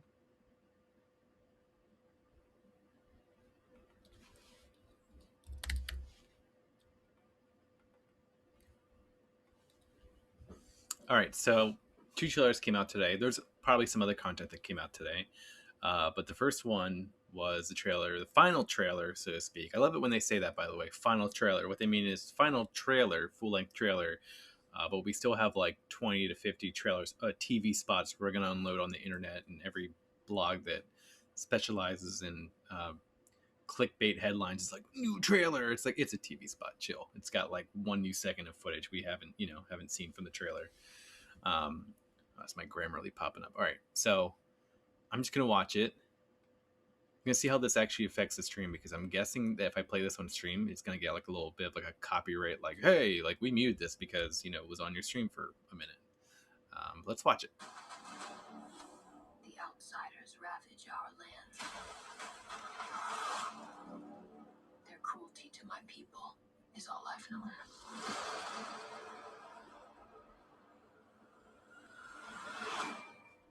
So you're going tomorrow? Yes, I'm going tomorrow to investing. I'd like you to take me with you. You're trying to give me court-martial. Can I trust you with something? I've been having dreams about a girl. I'm gonna turn this quality up. There we go. Felt like a vision. Dreams make good stories, but everything important happens when we're awake. The film looks beautiful. Like, it just looks stunning. The future of House Atreides. You have to be ready. There is no call we do not answer. There is no faith that we betray. They're not human, they're brutal. If I'm not dead, you'll still be the only thing I ever needed you to be. Come on! My son.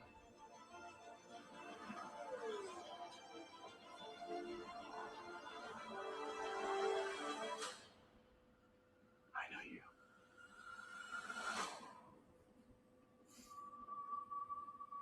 I have the bloodline ends forever. Kill them all. This is an extermination. They're picking my family off one by one. Only together can we stand a chance. Let's fight like demons.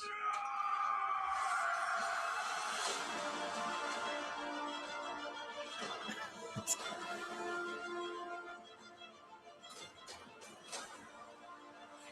not safe for you here. I must not fear.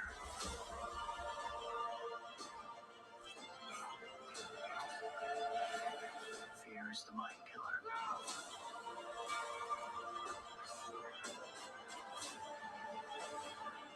Fear is gone. Only I will remain.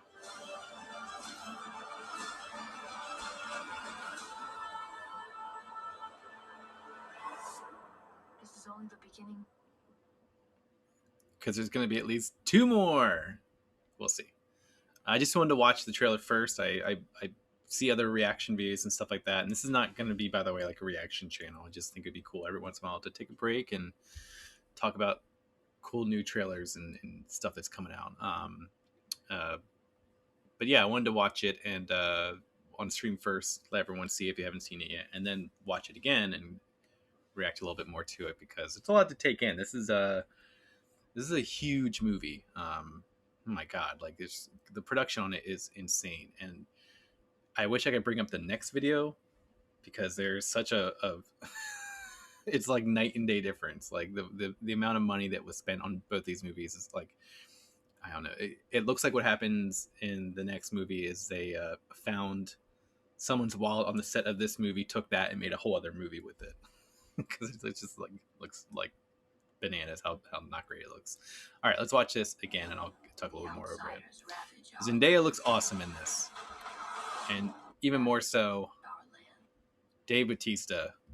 I mean, he looks like a potato, but oh my god, like, you know, intimidating. Look at as fierce. Their cruelty to my people Yep. is all I've known.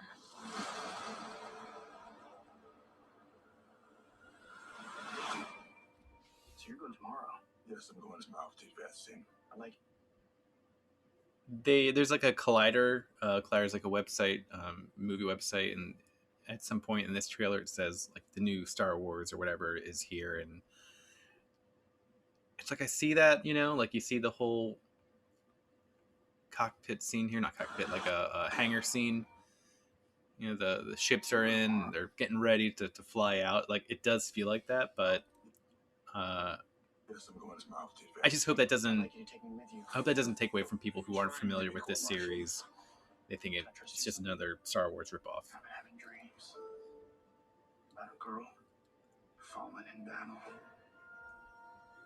Felt like a vision. Dreams make good stories, but everything important happens when we're awake. For the future of House Atreides. Also, the fact that Oscar Isaac is in it is like very much was in, you know, the last Star Wars trilogy. So if you're gonna bring that comparison in, it's like, oh man, like yeah, I guess there definitely has that feel. Oh, my phone's telling me it's time to go to bed. Sorry about that. And then you have this scene right here where they're standing at the top of the steps, and it does very much feel like Star Wars. So there is a lot of parallels there, and I just hope that I'm really excited for this movie. I never read the books. I watched the original movie. This is not a remake of that, but you know, the old movie that came out, I think back like in the 80s, I think it was. Yeah, like it's unique. It's got a lot of flaws, but it feels very much to me watching it now, you know, a product of its time, and I can forgive a lot of it for that. But I guess I'm just worried that like now, like this looks like a proper adaptation of it, and I just hope that people go out and see it because I want them to make another one if this is good, and I hope it's not like, you know, an underseen movie. Like the critics love it, people who see it gets really good ratings, but just no one goes out and sees it. So we'll see. I'm a little worried about the marketing for it. As awesome as it looks, I hope there isn't like a Star Wars fatigue. You have is no call we do not answer. There is no faith that we betray. They're not human, they're brutal. The way that Josh Brolin delivers that line feels completely authentic. Like, it feels like that's like you feel his intensity in that. It's like, whoa, like this is whoever he's talking about, the Harkonnens, I'm guessing, like the main villains of the film. That sells how scary they are. If I'm not dead, you'll still be the only thing I ever needed you to be. Come on! Line right from the book.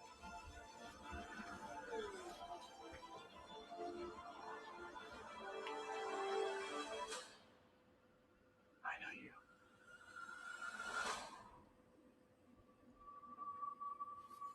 Right, the bloodline. Gross. But look at those traps, man. The Baron is working out. Comes forever. Kill them all. This is an extermination. It's like kind of creepy how they just float down in that scene right there. Ooh. I mean, it looks like they're on a harness, but at the same time, when you don't see it, it's like, you know what it feels like to me? Like the ones like little fishes. I've mentioned this on a previous stream, but like the ones that have like the little light that dangle. It's like you're seeing something, but it feels like there's something much greater behind it that's controlling it, and that's like unsettling. They're picking my family off one by one. Only together can we stand a chance. Let's fight like demons. I feel like Jason Momoa could only say that and make it sound cool. I can't about to get into like a bar fight or something as if that's something that's ever going to happen to me. I'd be like, let's fight like demons. If I said that, people would just laugh. There it is. The next Star Wars Lord of the Rings is here. Like, okay. Like, I don't know. Like, I don't know if I was marketing this movie if I would want to say that, because I would want Dune to stand out on its own, but I get it. Like, people like, oh, I like those two movies. Those are really epic, franchises. Like, I want to see another one. Sure.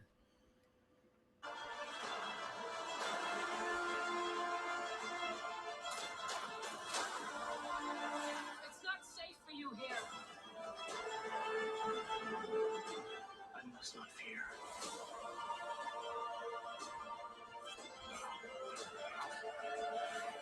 How many fights does Jason Momoa's character get into in this movie? Every scene, it's like he's pulling out a blade and looks like he's about to go up against like 10 different dudes. It's probably all one scene. Okay, again, here we go. Fear is gone. Only I will remain. That part right there looks very CG to me. I hope they clean this up a bit.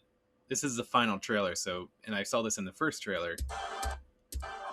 That, that's a floating head in there, but hey. I will remain.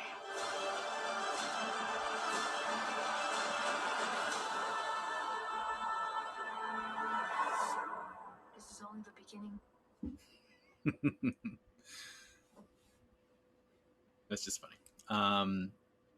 Because I know they want to make so many, like they want to make this into a whole new giant film franchise. So her saying it at the end to me is like, "Hey, come see it because we have so much more to show you. We want you to give us your money so we can make more."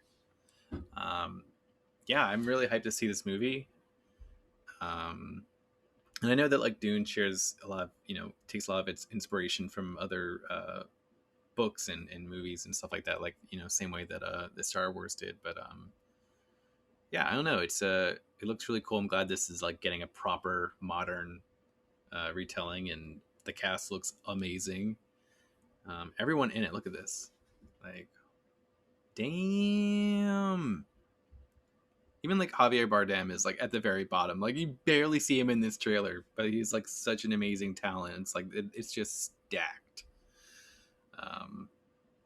Yeah, I mean, I think about probably like half his characters die, right? Like stack the first movie, we'll kill half of them, right? And then yeah, and then we can save on the budget for the next one, put more action in it or something. It looks awesome. I'm really excited to see it, and I think when is it coming out? Does it say here? In 2 weeks. Look, since I don't see movies in theaters anymore just because of COVID and family and life changes and stuff like that, like movies are just coming and going out of the theaters. Like I used to go see movies every night, like every week on a Thursday night. It would be like the midnight screening for a movie. Back when midnight screenings were actually like midnight screenings. Did I just not sound really old right there? Back in my day when midnight screenings used to be midnight screenings. Um, uh, yeah, like I used to see, and I just felt like I would track the time from when like a movie was even announced. Like I remember like Heath Ledger being announced as the Joker, and then finally seeing the first trailer. I felt like it was a lifetime between those two events, and then like that actual movie come out seemed like a double lifetime. Now it's like a trailer comes out, and a few months later, it's like, oh, the movie's out now. It's like, huh? It is. Okay, I guess I gotta. I don't know. I guess I'll see it when it comes on like streaming or something. There's so much good stuff coming out, and I feel like it's just going not under the radar, but it's just flying by, like like an indie car or something. You're just like, oh, there it went. There, it's out already. Okay. I'm really excited to see it. So that looks dope. I wanted to share it, give my reaction to it, tell you how hyped I am to see it. It might be cool to do one of these characters in a future stream. We'll see. If I like the movie and I'm like really feeling it, like I'm like I can't stop thinking about it, then I probably do a piece on it. That's usually what inspires me to do a piece. Is like I'm thinking about a character or a particular movie that I'm just really excited to I don't know, invest in more, and I use sculpting to do that.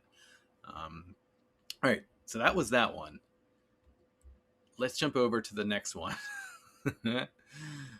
Which is Resident Evil Welcome to Raccoon City. Now, I'm just going to say it right from the beginning because I've already hinted at it so much. This trailer is bonkers in a bad way. I don't know what is happening. Sorry.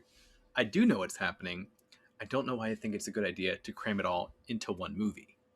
I'm a Resident Evil fan. I grew up playing those games. I played the first one, the second one, the third one, fourth one. I got my hands on Code Veronica. Never completed it, but I watched a friend of mine play it to completion. And I kind of dropped off around 5 or 6. And I haven't played any of the recent ones, the first person ones. I really want to. They look amazing. But to me, the classic Resident Evil, the 1 to 4 is, that love those games, hold a place right here because of the memories I have playing them, especially with my dad. And I've been a big fan of the remakes. This GameCube I have right here that you can't quite see, but I showed earlier on the stream. I got that GameCube. I got my first job at McDonald's at like 14 just so I can go out and get a GameCube because the Resident Evil 1 remake was being released on it, and I had to get it. And I found out I didn't want to work at 14, but it was like the middle of the summer. I don't think my parents were like, you want that? You can put it on your Christmas list. I'm like, there's no time. I need it now. So, yeah, I'm not the most diehard Resident Evil fan. That obviously goes to people who like make their whole house or their office as a shrine to everything Resident Evil, and those people are out there, and their fandom and hype for stuff like this is on another level. I don't want to take anything away from them, but I watched this, and I've seen all the other Resident Evil movies, by the way, which were, I just feel like fan fiction. This is supposed to be like proper, Resident Evil. Like this is going to explore the mansion, and apparently like Resident Evil 2. So there's a lot for here as a fan to look at, and I don't want to say judge because don't judge a movie before it comes out. That's just stupid. This trailer to me doesn't look good. The movie might be amazing. Let's watch a trailer. I'll do two playthroughs, one where I really don't talk, and then we'll watch it again and I'll kind of talk over it. What are you doing out hitchhiking on a night like this, eh? You know what? This is actually, I found this is another trailer. This is a Sony Pictures of Malaysia put out a different trailer today for this, but let's play the one that came out, I think, for Comic-Con. Sorry about that.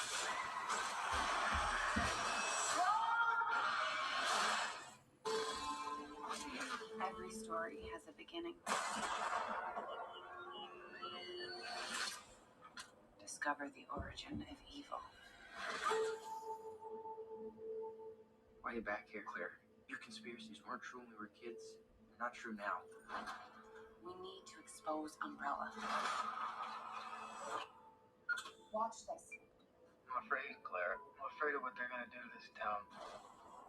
See, Umbrella, they had an incident. I'm talking Chernobyl, if you know what I mean. People are getting sick. You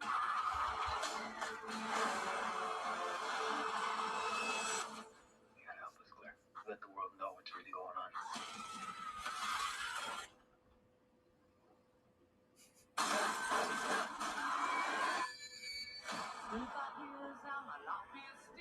We have to contain this. Shall we go?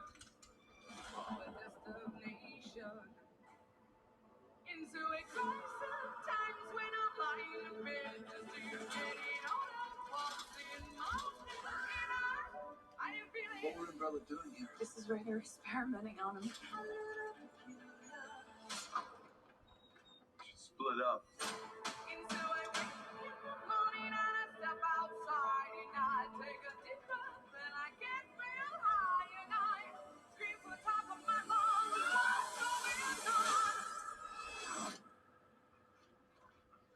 What the?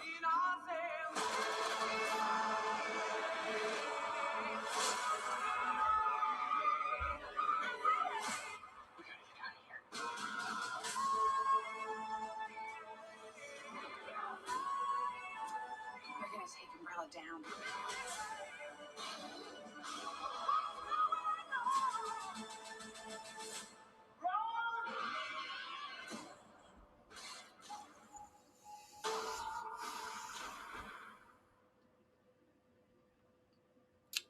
So that is a movie that they are advertising as you can only see this in theaters, right? In theaters, November 24th. It says it right there. Movie theaters, November 24th. Maybe they'll be streaming at the same time, but I feel like no, this is going to be a movie theater movie only. So what bothers me about that is how much this does not look like a movie theater movie. This I don't even want to say this looks like a Netflix movie. This looks like a really impressive fan film. And I don't mean that by, I mean, it has some, decent cast in there. I don't know most of the actors' names. I think, let me turn this down and just kind of go through it here. I don't know Claire Redfield's name. I don't know Leon Kennedy's that actor's name. First off, we start off with these pre-trailer stingers, which I freaking hate, man. Like, they started off a couple years ago where they basically show a teaser before the trailer you're about to watch. It's like, dude, I'm already watching it. You don't got to show me like minute and a half into the trailer that I'm about to watch. Like, just let me experience it. I'm sure there's a really valid reason for it because they keep doing it, but as a viewer of the trailer, which is like, I feel like, user experience wise, like that's what they should be thinking about. Like, just stop doing that. Okay, so first thing right off the bat, it looks like they're trying to fit both the first game and the second game into one movie, which is just bonkers because I feel like you could probably make both of those movies into, full-length feature films, probably even split one of them up, into two films. I mean, it would be really cool if like they did like Resident Evil 2 and like if it was two movies came out at the same time and you could go see either Claire or Leon's. Like that would be a really cool event. They wouldn't have to film two completely different movies. They could have some, some shared scenes and whatnot. Do like a Pokemon thing where it's almost like you got some special scenes in this one and some special scenes you can't see in this film over here. That'd be cool, and it'd be basically like a marketing stunt, but it would sell tickets. Putting both the movies in it, like I'm guessing what they're doing here is the movie takes place during Resident Evil 2's timeline, and they're doing flashbacks to Resident Evil 1 to fill in backstory and basically fill in like the narrative as to like what's happening overall to the city. I mean, it makes sense. That is what the plot of 2 is. Resident Evil 1 happens, directly affects the events of Resident Evil 2, right? But like Resident Evil 2, you're not going back and looking at, flashback scenes from Resident Evil 1. I think they just really should have kept these different. They got me.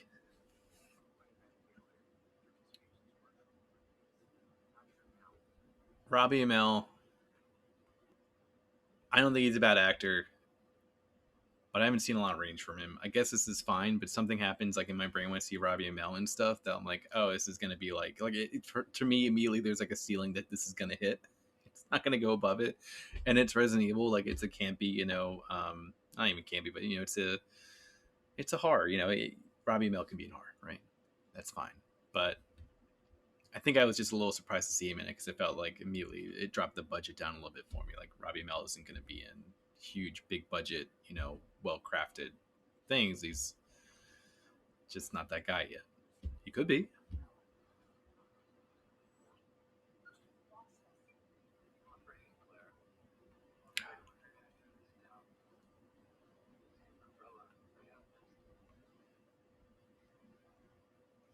Just take the wig off this guy. As soon as I saw him, like just take it off.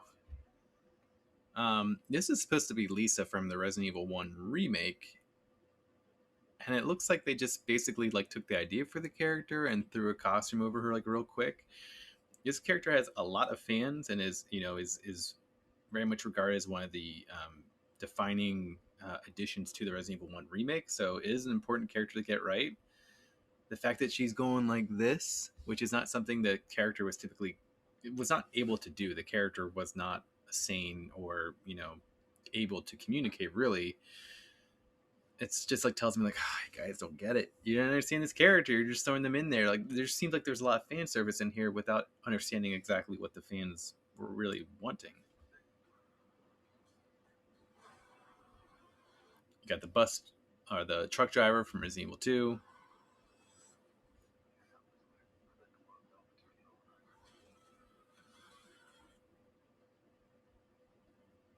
We know that guy's getting jacked right away. That's what's his name? Logan something. He was in Gotham.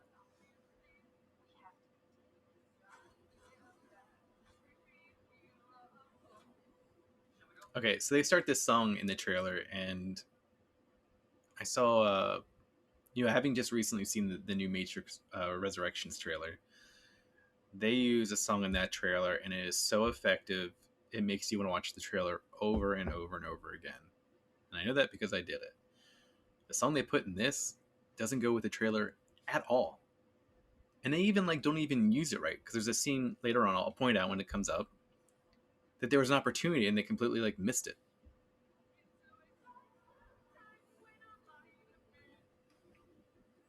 The other issue with the budget here is that this lab looks like it's the dinkiest. This looks like a schoolroom almost, or just a regular kind of back room in a doctor's office.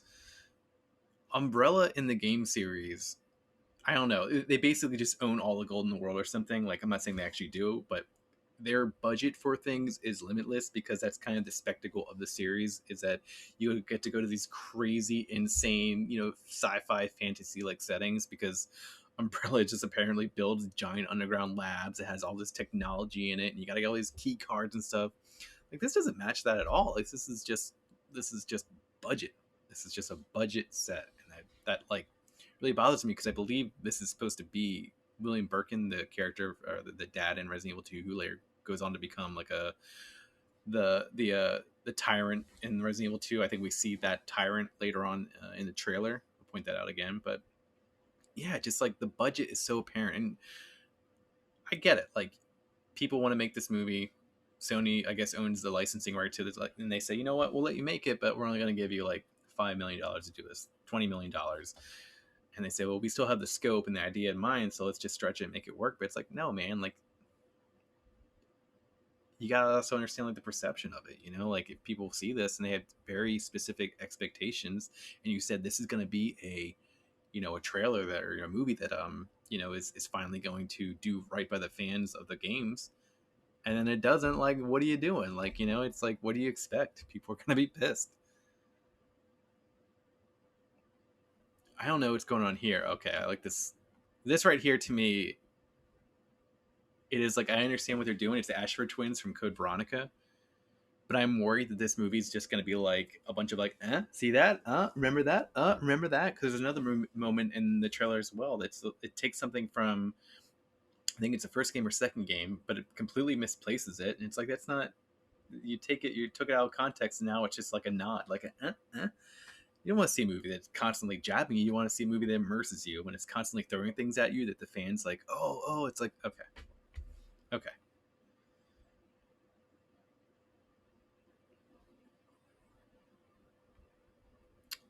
This character keeps popping up in the movie, and she looks like a character from another movie. It's an exorcism movie. It's kind of like an indie film. It's like the exorcism of like Deborah. I forget what it is. But I swear to God, they straight up just jacked this character from another movie. And I don't even know what she's from. Like, I don't recognize this character from any of the games at all, but she pops up quite a bit in the trailer starting from now.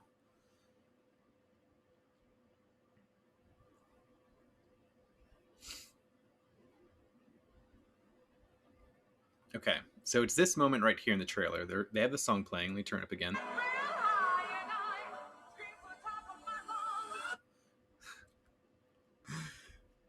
They should have just paused it. They should have just paused the song at that point, because it's like I scream at the top of my lungs, and then she screams, and I know like they synced it, but then they have her say run, and they just keep playing the song, and it just feels like a weird edit, you know? It just feels like they forgot what they were trying to do. I don't know. I didn't like it. I didn't like that. This is the big money shot, so to speak. This is it. This is the cover of Resident Evil 1. This is the cover we saw when you go into Blockbuster to rent the game.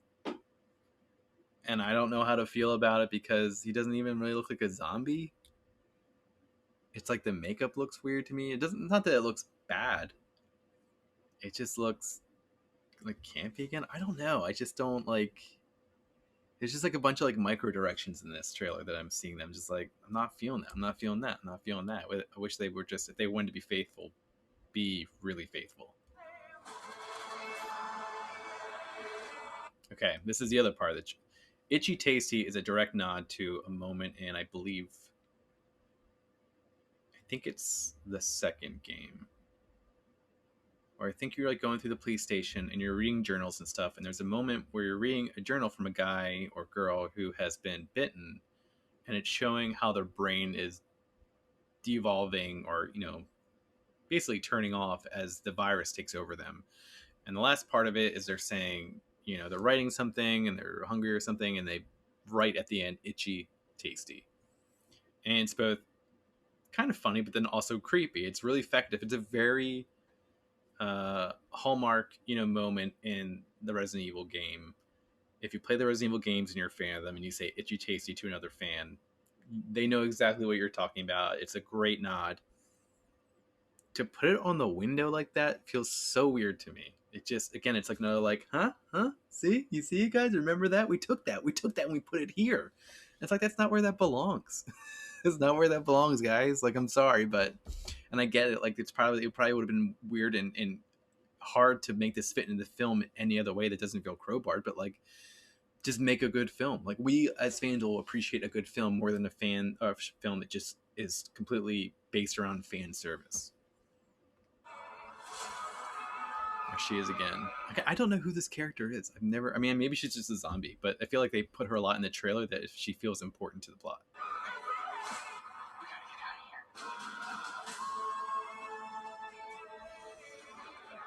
That dog looked fake AF, man. Why is it so, why does the dog in the movie trailer look faker than the dogs in the most recent games? For real, what is happening? Also, let's back it up here. This costume looks like straight up cosplay. I don't understand it. Turn that. I don't need to hear that song anymore.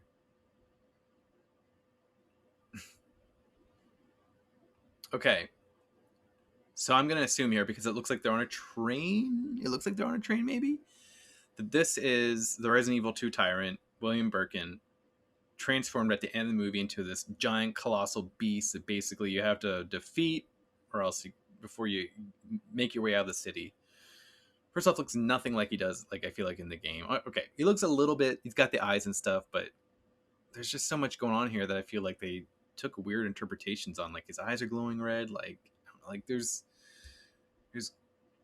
it just feels off. It feels like it's, again, like a fan service or fan film. And I guess it's just frustrating having to wait through every Mila Jovovich movie that came out and being like, I let those slide because like even after they stopped being okay after like the second film, I was like, you know what? There's a lot of fans for this, and at this point, it's its own like arc and storyline. It's a different thread. To me, like I said, it's never bothered me that much because it's. I just felt like it was like a fan fiction that was made into a film, and now it's just going down. And like I don't have to watch that because it's not the Resident Evil that I know. It's got the same name, and it borrows a lot of like again like kind of like nods like remember that from the game. It's like yeah okay, it's Resident Evil. I guess you can do that, but this is not supposed to be that. It's supposed to be Resident Evil movie.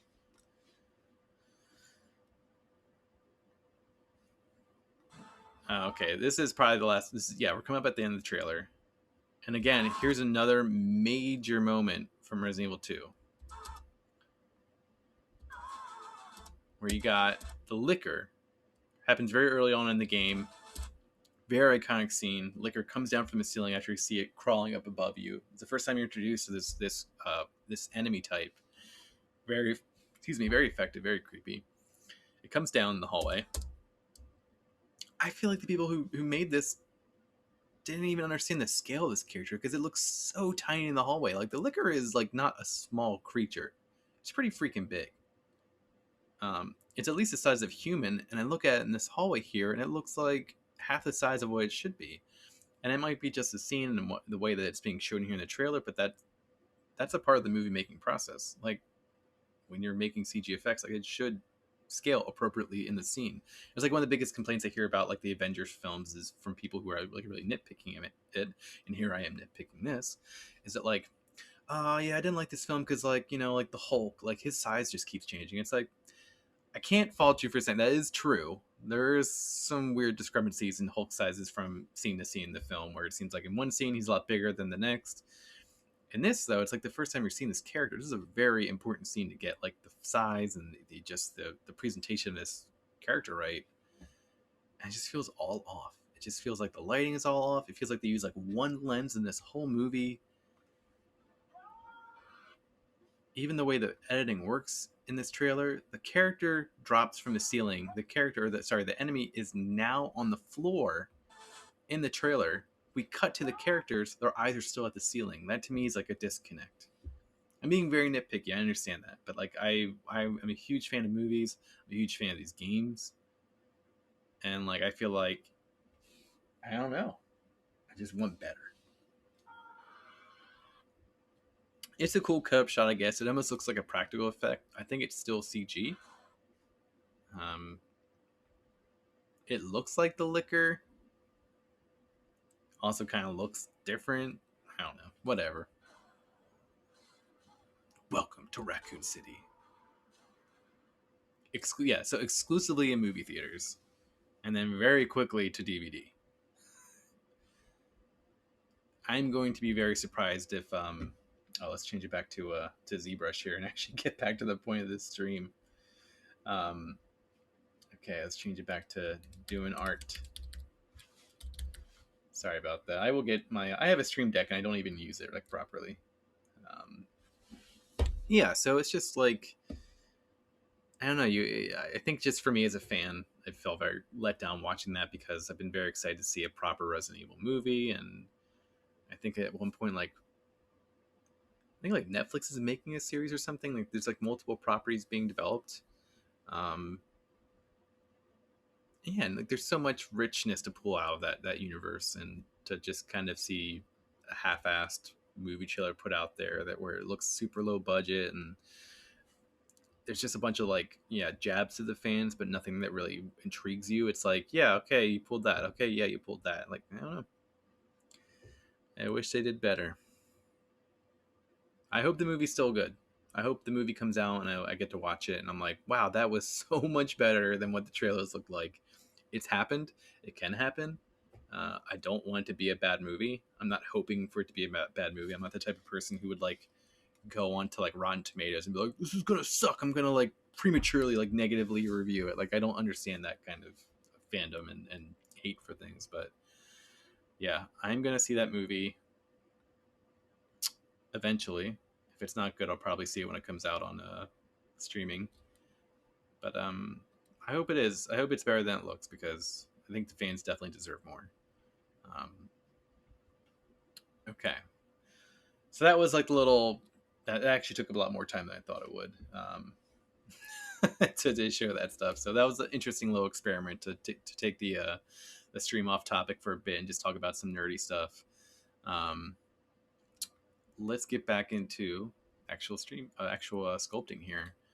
I think I want to do the white part on the hands, but I'm also at a point right now where I'm kind of running out of things to do that aren't aligned with super like detailing. So like I have a lot of these body parts disconnected. I think it might be time to connect them, and uh, in order to do that, I'm gonna have to. Let me bring this in more. Can you see this? I'm gonna just do this temporarily. Bring this in more. I'm gonna have to consolidate a lot of the folders into like one, basically back them up, but then also consolidate them. So it's gonna be a little bit of shopkeeping right here. Let's just look at this full character. All right, so we have these folders are hidden. That one, okay, so we have the head, the tendrils. I can't decide if I want the tendrils to be like merged into it yet. I think because I'm not, I don't know, let's turn them off. I think because I'm not settled yet on how they look. I don't know. You know what? I'm gonna show you guys something. I wasn't prepared to show you this yet. But I actually started working on the materials a little bit in Blender. And I think it would be helpful to look at how a rendered view of this character. This is throttle my computer, by the way. So if I start dropping frames here or something, it's like crazy. I'm just doing this. Let's change real quick. Okay. So we're in Blender, and I start playing with some materials just to get a basic look. Oops, you know what? I'm doing this. Okay. I'm also watching my screen, the stats, to see if anything's is happening. It's kind of it's rendering right now, so it's oh yeah, it's fine. I'm like, I should stop that. Just to look at the material and like how the tendrils could look. This is not final at all. Seeing them in a rendered view where the material is a lot more realistic, so I get here in ZBrush is helpful. That being said, let me just turn that off because I don't want to make the stream less than a delightful experience for you guys. All right, so yeah, I don't know. I think maybe I should just clean them up a little bit. And then at some point, what I could do is start merging every other. Oh my god, what am I doing there?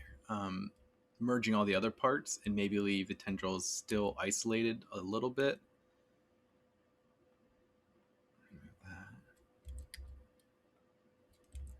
Maybe too much there.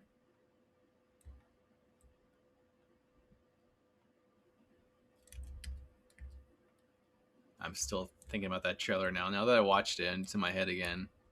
I don't know. It's just it bothers me in some way that like bad movies like that look like they're just kind of like hacky and like made like just to make money. I mean, every movie's made to make money, right? That's all the studio cares about is making that money back so they can make more films. I get it. It's a business. But just to like, because you own something and like, yeah, I guess we got to make another movie or else we lose the license for it.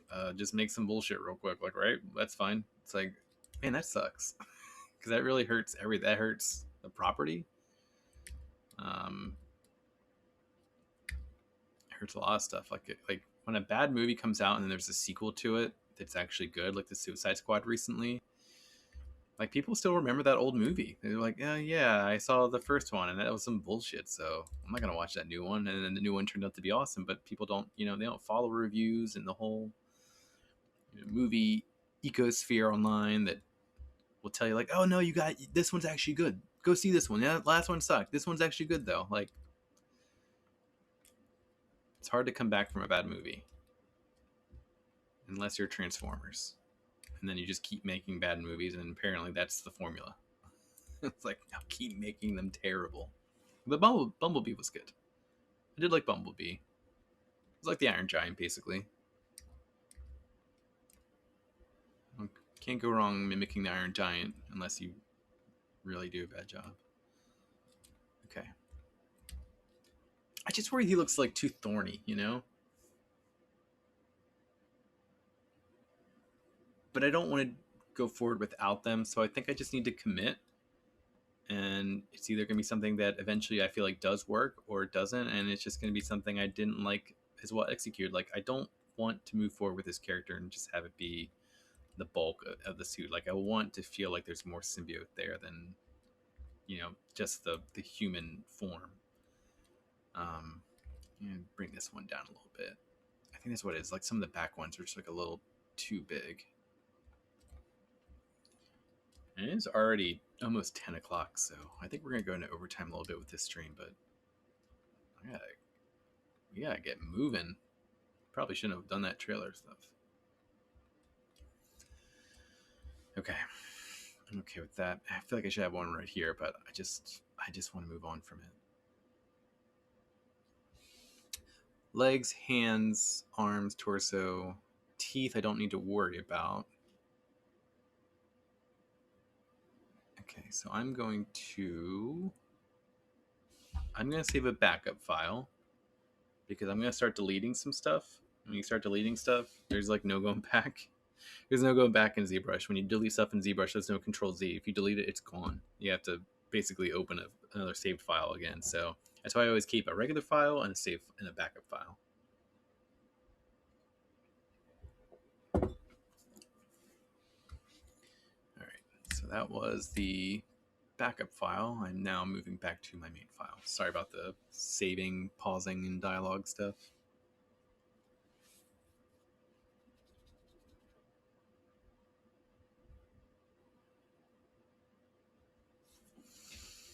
All right, so we got that hands folder there. Delete that. Yes, delete. Yes, delete. Yes, delete. It's in trash. Trash is just a finger. Delete that. Top teeth, torso. So what I'm going to start doing is merging all these folders into one. And then, or rather, merging the folders into a piece outside of the folder, then hiding that folder. So merge folder, there's that. Can't really see it here. Sorry, guys. I'm just going to move it out a little bit because it's easier for me to get this done when I have more space. There we go. Okay. Okay. Hands folder, merge that. Move it down. The legs. Merge and move.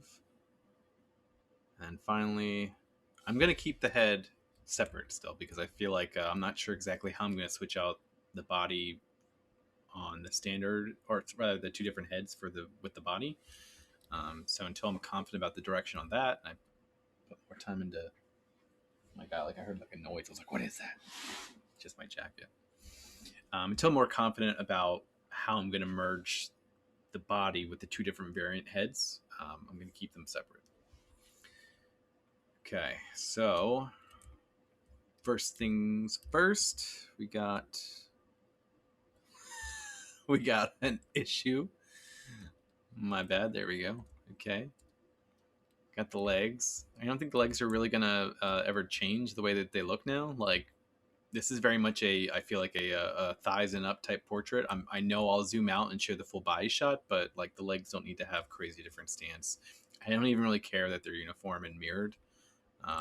It doesn't bother me for this particular. It's the focus here is all, you know, centered or what do you call it? Like abdomen and up.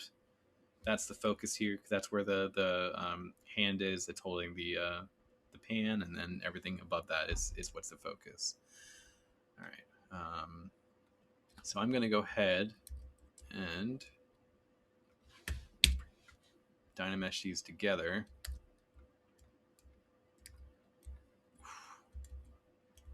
It's actually not bad. I thought that was going to be a lot dirtier. I might be able to just ZBrush this and add detail in at a subdivided level. Let's go ahead and do that. So, actually, you know what? Not yet. Oh, you know what I didn't do? I should do the white patches on the hands before I, you know, I don't know, actually. Maybe I should merge the hands into the arms first, and then add that detail as I add the rest of the details on the arm. I think that's the best way to do it. So I'm continuing onward. All right, so merge the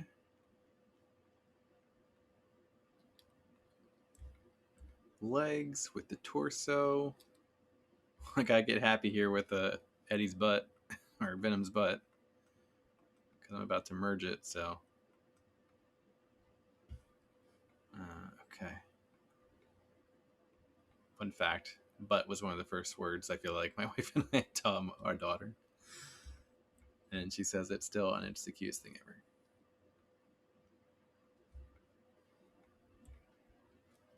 Okay, merge down.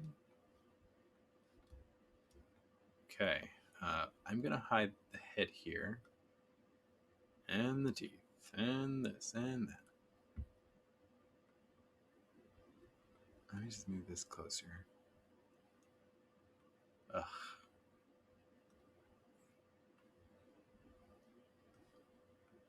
Okay, there we go.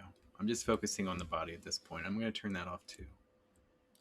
Okay, so, whew, this is I'm gonna start saving a lot because at this point I'm making some big moves, and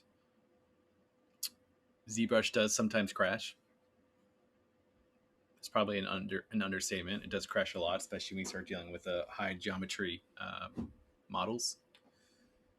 So when you start making big moves, and then you like it, and then it crashes, and you forgot to save, it's so defeating. So apologies, but you will see me saving a lot more as I go through this part of the process. Okay, so this is one mesh. Boom.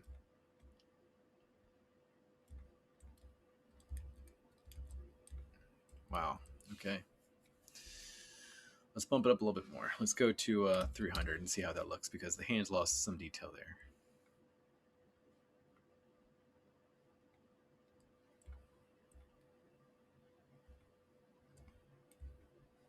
I'm going to uncolorize this just to see what lost its detail. The hand is okay. That pretty much looked the way it did before. This hand looks the same too. Get out of here. Okay.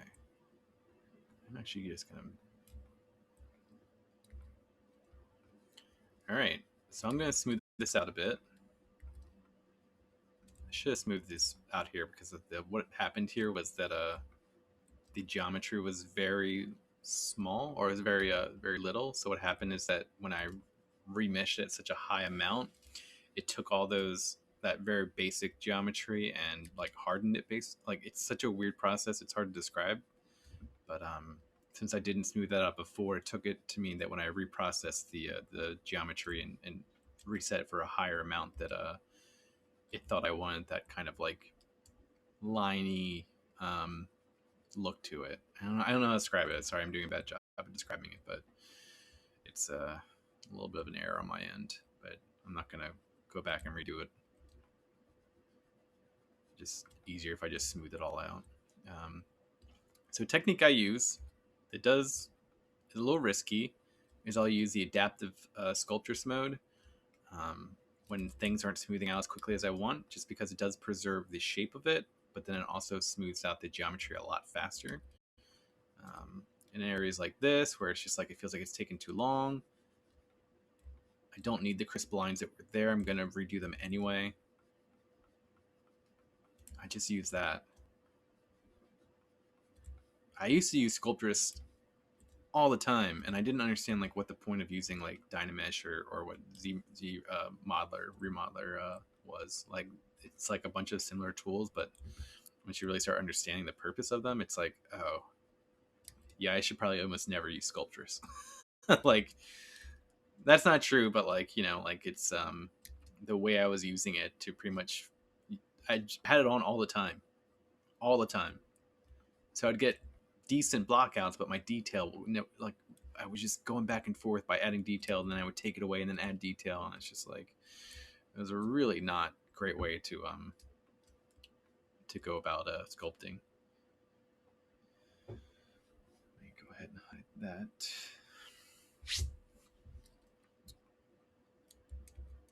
You know what? Where is that at? Okay, let me bring my resolution down to 200 because I think 300 was a little high. Yeah. And eventually what will happen is I'll get this shape to the point that I want it. I'm going to add like medium amount of detail here. Oh, I shot myself in the foot there. It didn't work out the way I wanted it to.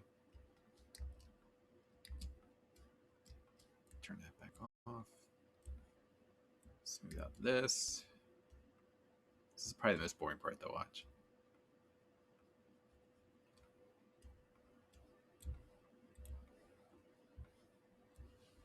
Got like something on my mouse pad here.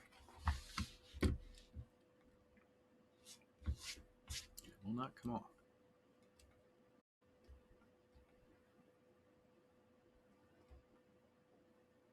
Okay. Connect the pelvis area. Oops, I can mirror that. It's like a moth flying around my ring light.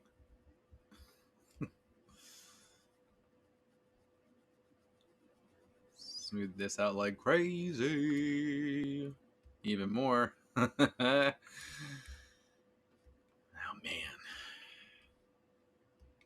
Not real toys after dark. What's happening? It's like not working.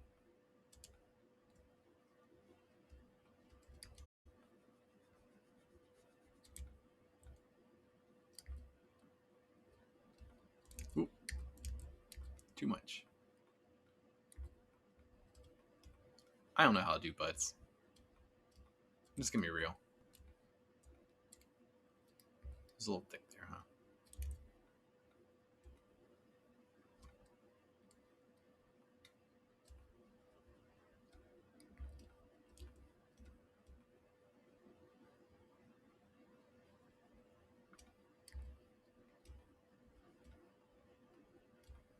Okay.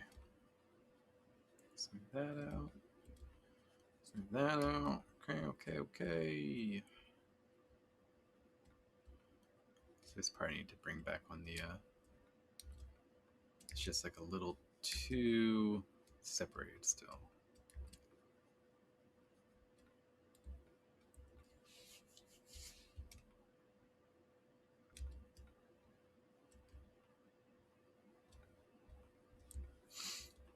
This is definitely when we need music for the stream.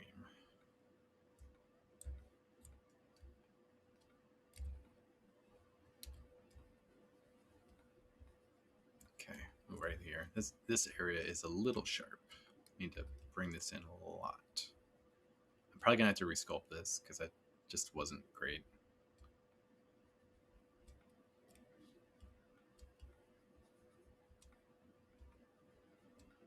It's okay though. So weird.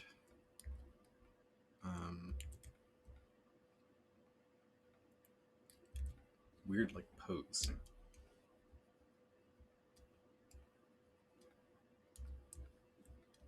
Okay.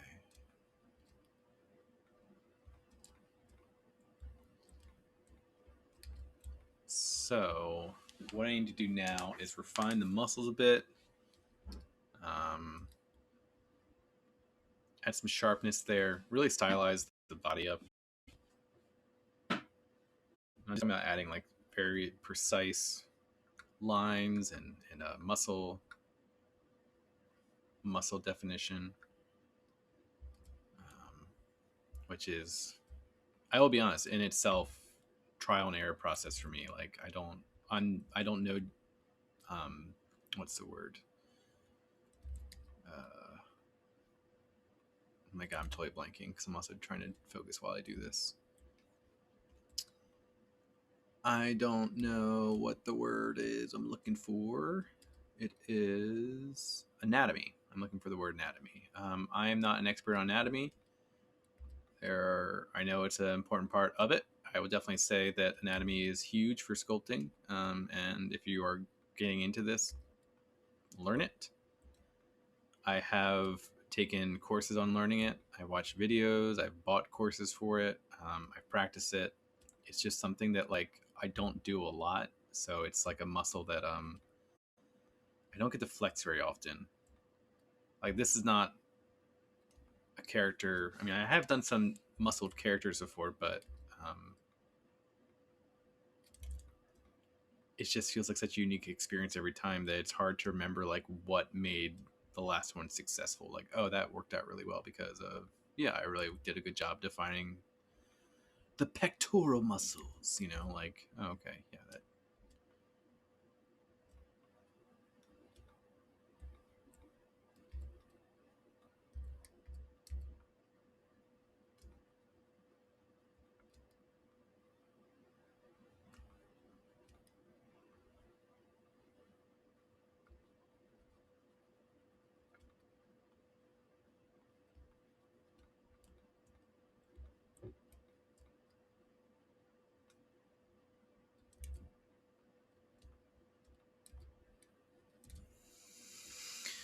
Let me get some inspiration here.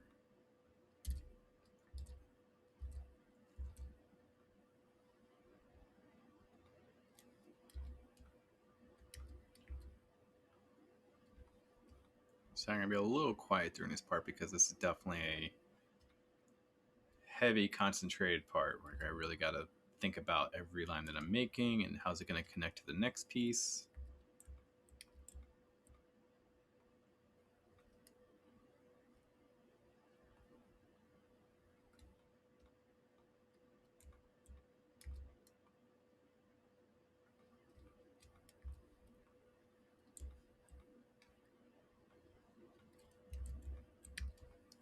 So here's all. I have like no back definition like whatsoever. I didn't really think the back through, to be honest. It's part of like the fact that like you're never gonna see the back, but at the same time, sometimes I remember it, sometimes I don't. Like this is gonna be 3D print. Like people are gonna see it from all angles, so it is important to consider all angles.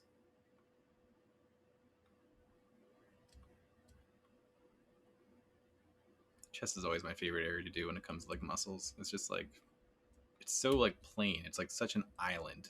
Like everything here is like there's all these different connections and stuff, and then here it's just like giant lopsided square, both sides.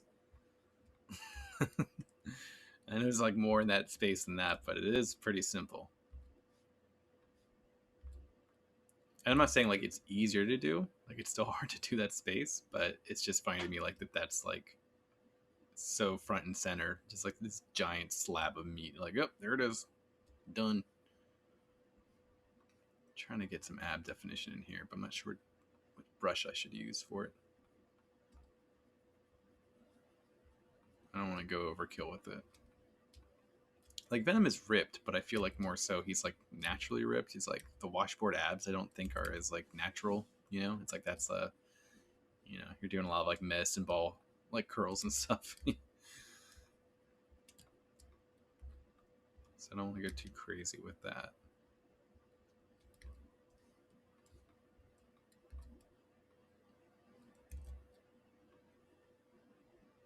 Also gotta bring it in more.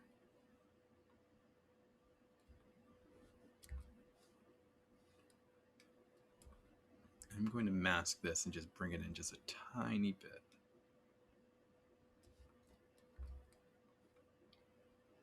I should say it, by the way.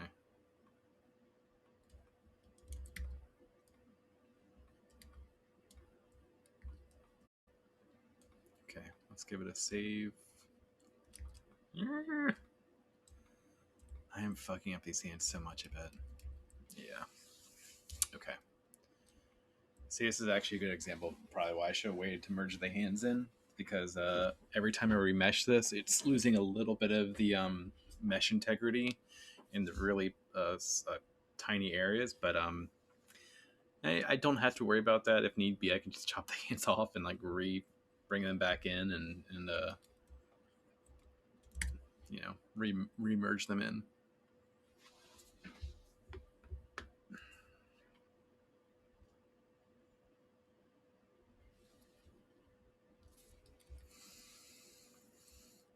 Let me see something real quick.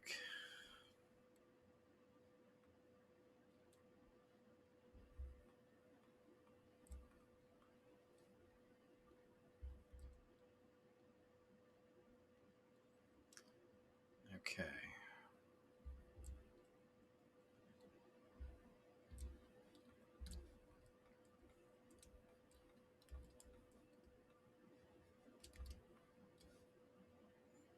I think basically I just got to bring the... Ooh, that was too much. Bring this ab area in manually.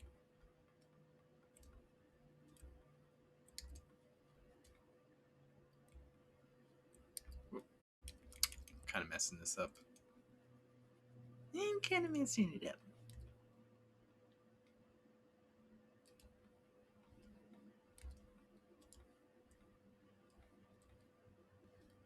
I would like to see like a really skinny Venom, you know, like a really just oh my god, I can't say the word. Emaciated. I like that in the movie, and I don't know if this is something that's in the comic. It probably is.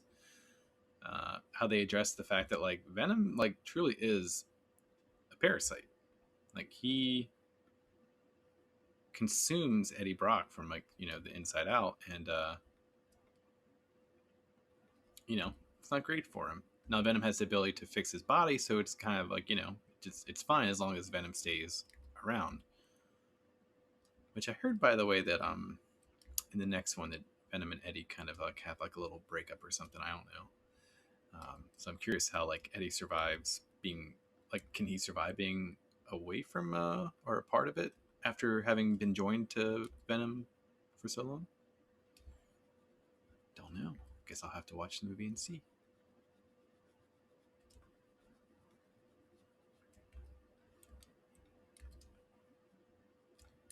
Trying to add some ribs there, but they didn't come out that great.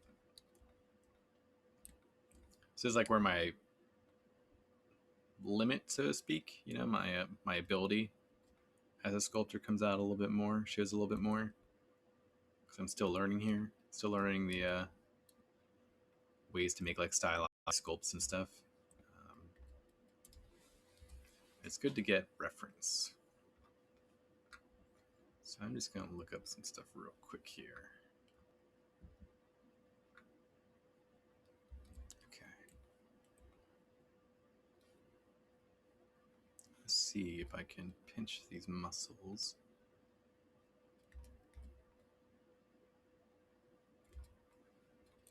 That looks stupid.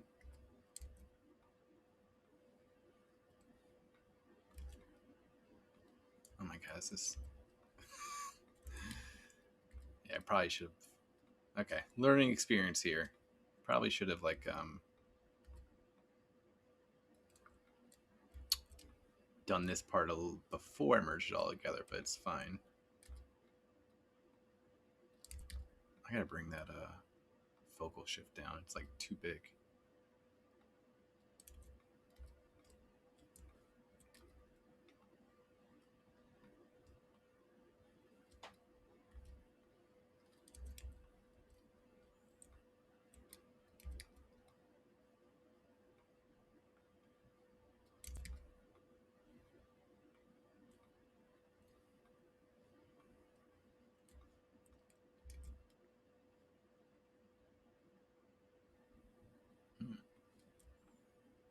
Whoa, that was crazy.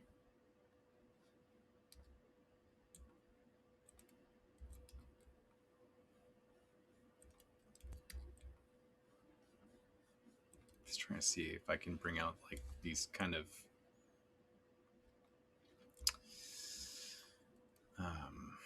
damn it. I need to.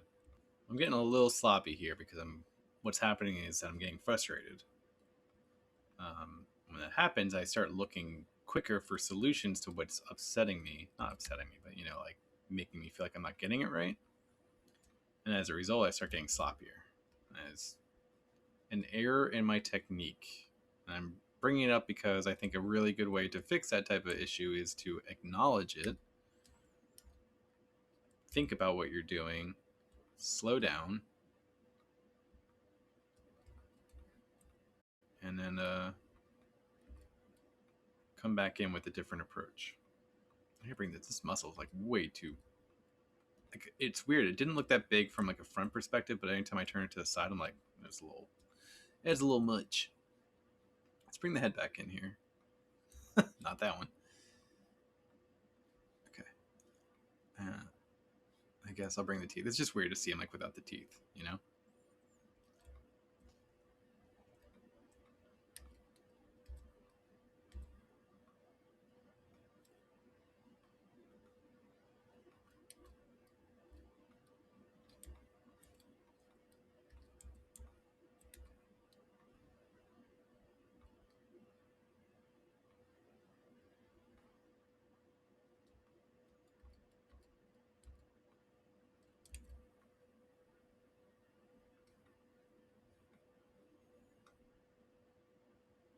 The funny part is a lot of this isn't actually going to stay here. It's more just like me forming the shape of it, and then what will happen is I'll ZBrush it, which will then lose a lot of the detail there, but there'll be sort of like a little area still where where the dents and stuff you'll see exists there a little bit. But then what happen? I'll subdivide the mesh a couple of times, and I'll reapply these, and it will look sharper.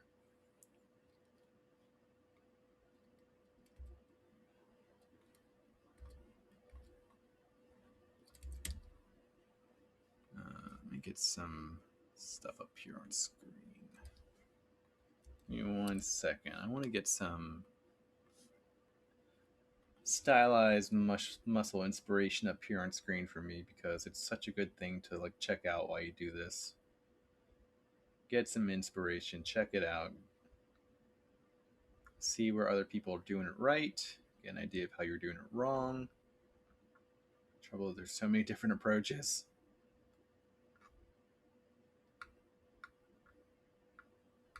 If I see something good, I'll put it up on screen as like direct inspiration. Like, oh, I really like this, I'm going to take from this.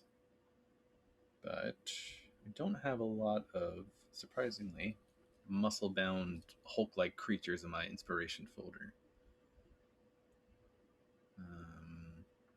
Everything I have is like really soft. Maybe that one. Let's see.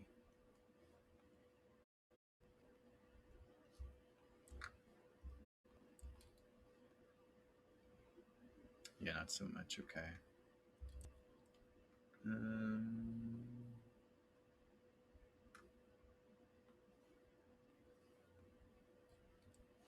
Okay. Move this guy over.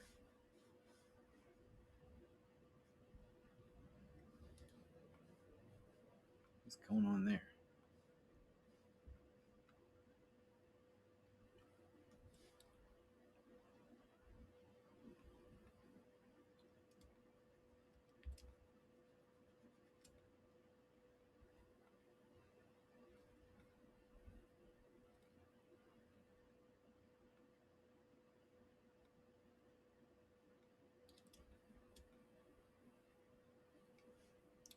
Maybe add a little more muscle to that particular. Like, I don't even know like the muscle name. This is why I'm not great at doing. I guess not everyone who does like anatomy like knows all the muscle names, but I'm sure you get used to the major ones. Like huge muscle.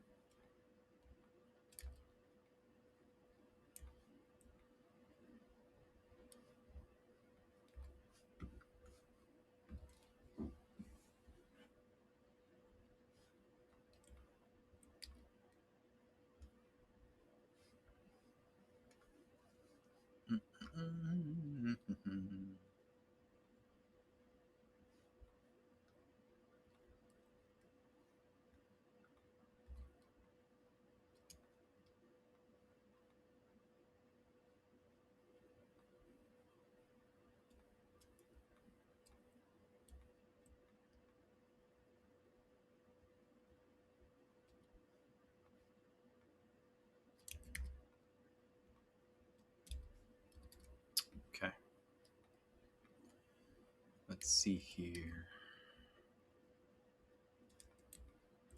Ooh, did I just remesh it? My bad. That's like a habit. Sometimes you just remesh just because you feel like it's part of the process. Like, oh wait, I didn't actually want to remesh that. That has consequences. Okay, I need some back anatomy. I just need to bring up. I have anatomy model. Let me just take a look real quick. So we got those back there. And that kind of leads to some.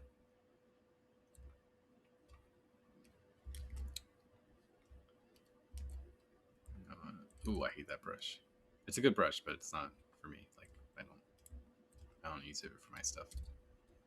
I should probably take it off my my quick brush selection area.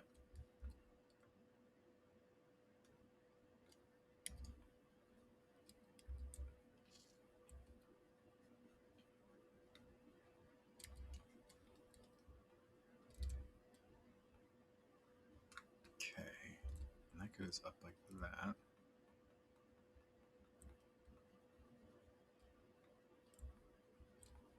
I did actually used to use the clay buildup tool a lot, but I spent so much more time like smoothing it out afterwards that I just felt like it was causing me more pain. And I stayed away from the standard brush because stupidly I was like, it's the standard brush, like it's like it's standard. I don't want to do standard work. Like that was my stupid thinking when I first started this many years ago. It's a standard brush. Like yeah, it's the standard for. It's not a standard brush. It's the standard brush. Use it.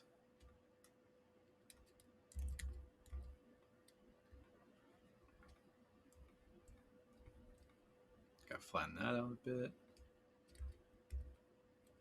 Oops, maybe not that much.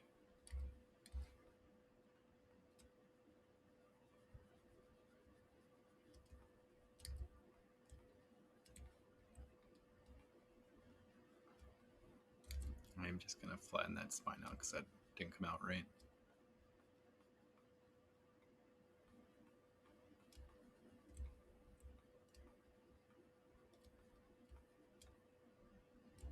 Okay. I do some traps. I really want. I like the idea of him having like huge traps. So.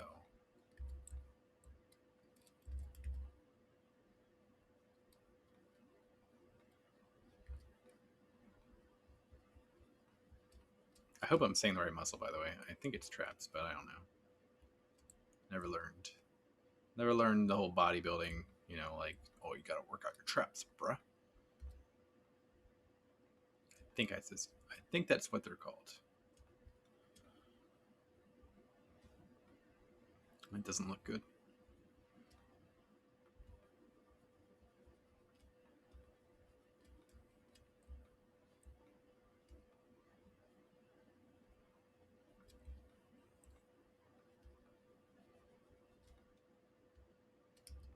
What I should really do is just pull up from the front here and see how that looks. Ugh, this is totally a moment where I wish that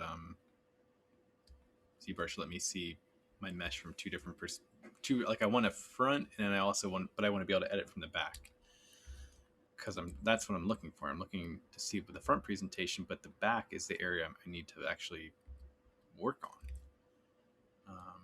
And this headpiece right here is messing me up a little bit, so let's bring that in. It's probably going to get modified a lot anyway coming up.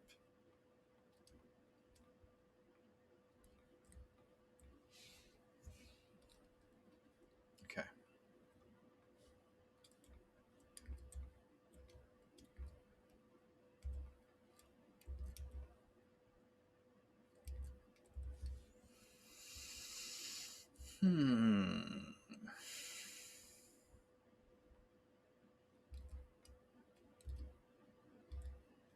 So like there's like some stuff here.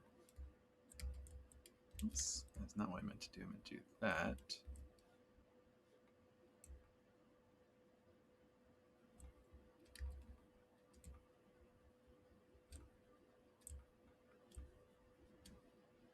I'm going to turn back on the proper Venom gray we have in the scene here because, oh, what the heck?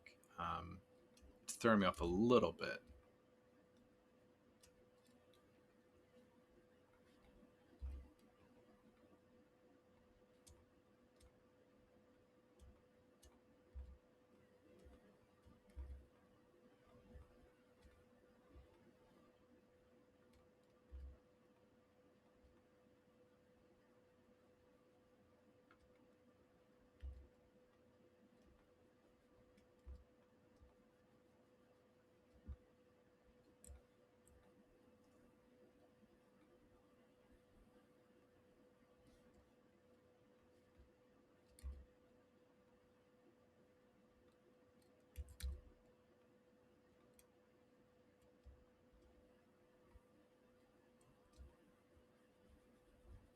I don't even know what I'm doing right now. I'm just like trying some shapes out here to see what I like. It's not all planned. Sometimes there's just a lot of like, let me just, you get a feeling for something and then you're like, let me just try that right now. And you know, when you're not on camera, it doesn't matter. When you're being watched, it's like, it probably looks like I don't know what I'm doing right now because I don't. It's not that I don't know what I'm doing. I just am exploring potential for how something could look, and it might not look good. So if it doesn't, I'm just not going to go with it.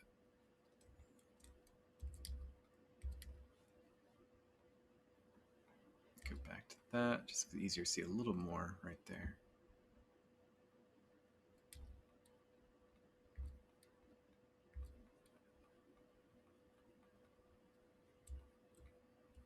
Here we go.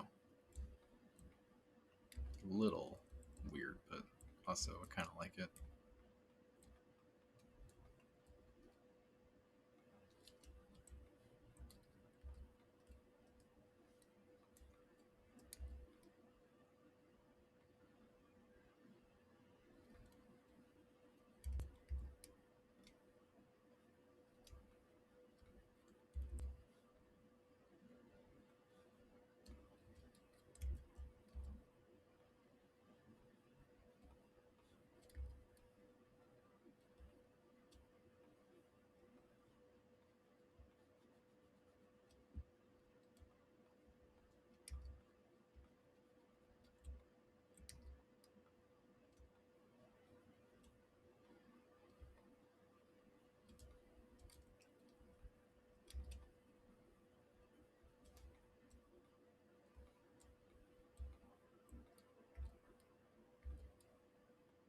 I feel like I just heard a train really late at night.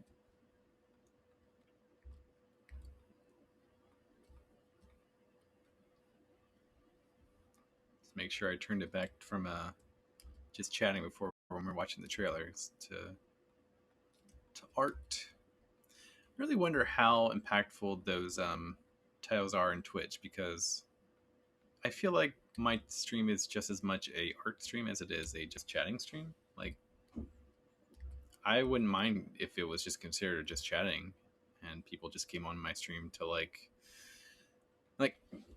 I imagine a large part of the audience that will watch this, hopefully will watch this in the future, won't necessarily come here to learn about 3D modeling, but more just have something to watch that is sort of relaxing. Again, I need to get some music in here for that. But yeah, but then like, you know, just like, oh yeah, it's just kind of fun and I can zone out and watch this and listen to music, and I'll probably be on my phone too, and but I'll, you know, be in chat and stuff, and um, just a kind of nice way for people to engage with strangers on the internet while watching something online that's cool to watch and like, you know, has a process and a I don't know, like it's, you know, you're watching something go from nothing to something, you know, that's, it has an appeal to it. But yeah, I don't know, like I don't necessarily think that it has to be that we're like in the art category for that, you know. So we'll see. We'll see. I'd like to experiment, but at the same time, it's hard to do experiments like that because like you don't know. Like, I just feel like every time I do a stream, it's like, okay, I want to optimize it for the best possible, but then I also need to experiment and potentially have and we have a lot of people watching right now. We have like 7 followers. That's not a lot, obviously, but um, I cherish every one of you.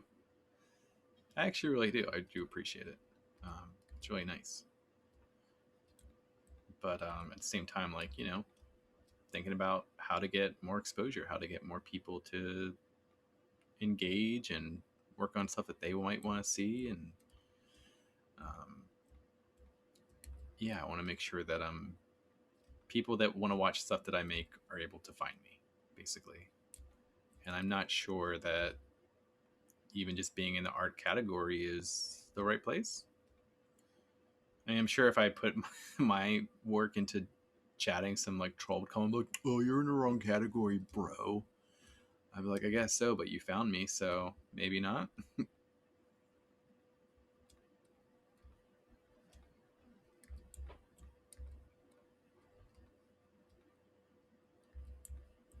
I've been getting some decent traction on Instagram lately, and I'll tell you what is I get a lot of spam right now on Instagram, and it's usually from people like, "Hey, pay us $25 and we'll add 1,000 more followers to your Instagram page." And it's like, yeah, that doesn't sound like a scam or a bad deal at all. Um, I love the idea of buying 1,000 followers, and then 2 years from now, Instagram's like, you bought followers, you're off the platform. And I'm like, not to mention, it's like, what is the quality of this follower is going to be for real?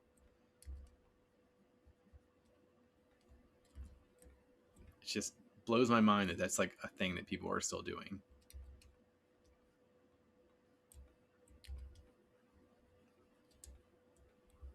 Venom don't have no junk.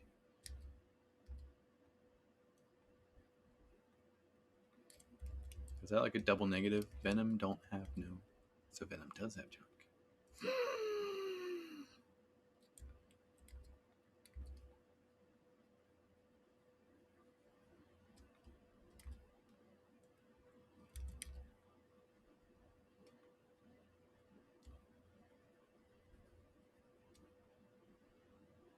Yeah, gotta head to the top here.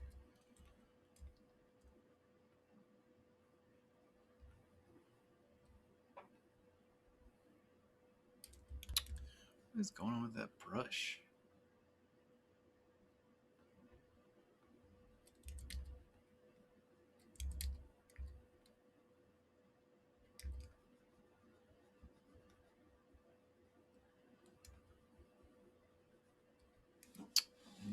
This area just isn't forming right. I don't know why.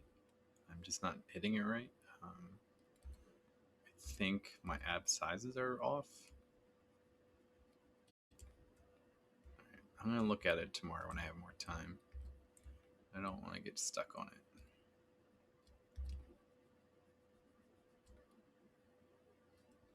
it. Oof, that beefy. Look at that unit. That is a huge muscle. Holy shit.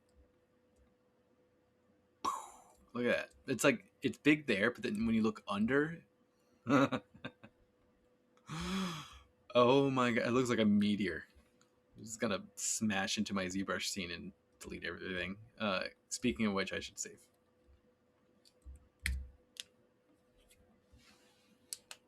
Getting work done.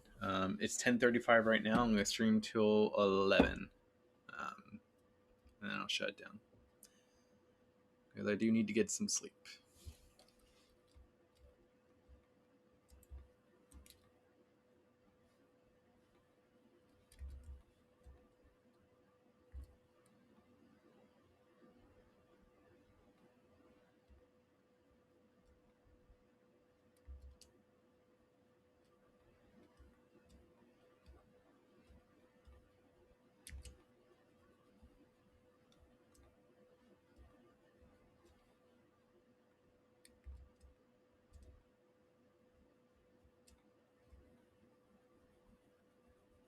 Just moving that out because it was a little.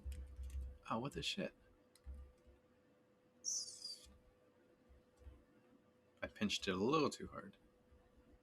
That's what she said.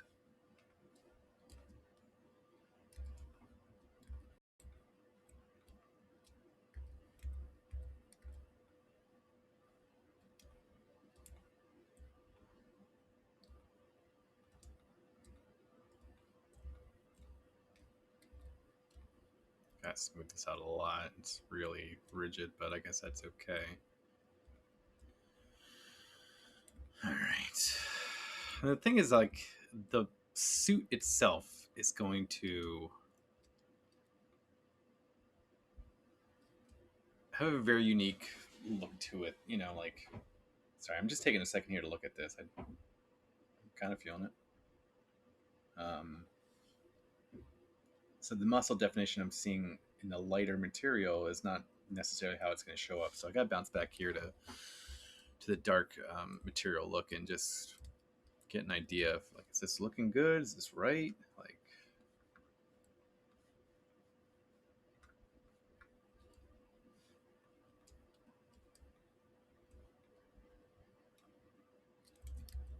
let's see here.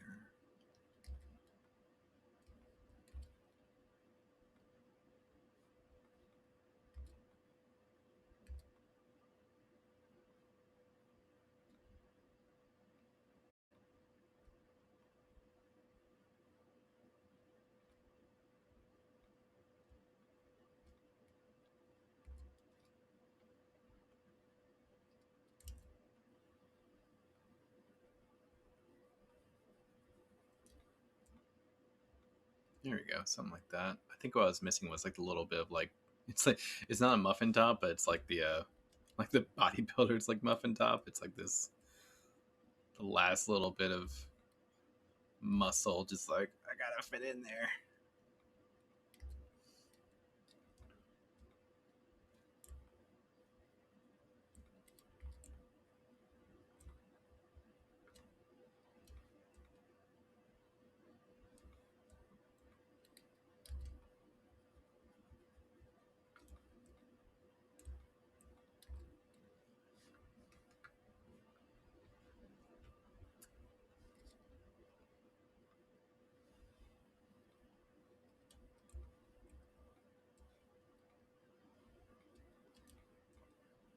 I want to see what this looks like. Let me see it again. With the variant head on again, because I'm curious. I've merged the bodies, or I merged the body pieces. I've added a bit of detail to it. I'm not done with it yet.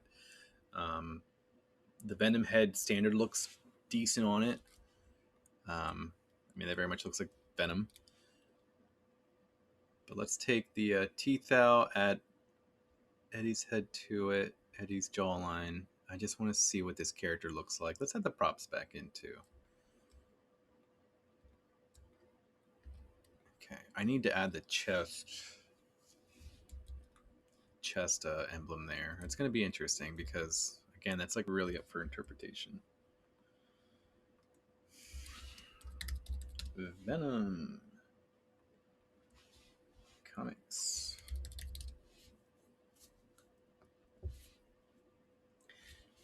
I can feel the fatigue sitting in a little bit. So he has 1, 2, 3, 4. It's always 4, so it's a proper 8 legs. Aside from that, it's not too uniform, and like it's not. That's a disturbing cover. I'm looking at some variant cover of it's some villain, I'm guessing, in Venom, mimicking the Hercules. I think it's Hercules portrait where he's eating his child, one of his children. So disturbing. But yeah, the emblem seems to kind of just be as long as it is 8 legs like proper spider, then everything else is pretty much just up for artist interpretation. And it always is. Like, I don't have to stick to anything, but it's important to know, like, some things are important, like, you know, to fans, like, hey, like Venom may have a very specific spider emblem on his chest that goes throughout his body, and like going away from that actually takes it away from looking more like the character. So I didn't think it did, but best not to assume. Best to just do the homework real quick. I forgot to do with Eddie's, add eyelids back in. I also gotta like paint his mouth. I gotta do. Oh my god, there's so much to do. Find muscles, paint face with proper face subsurface colors. Darken inside Eddie's mouth. I don't know if I should add tongue to it or not. I guess not. Add the eyelids. All right, let's go through the list. We added the ears. We can close that.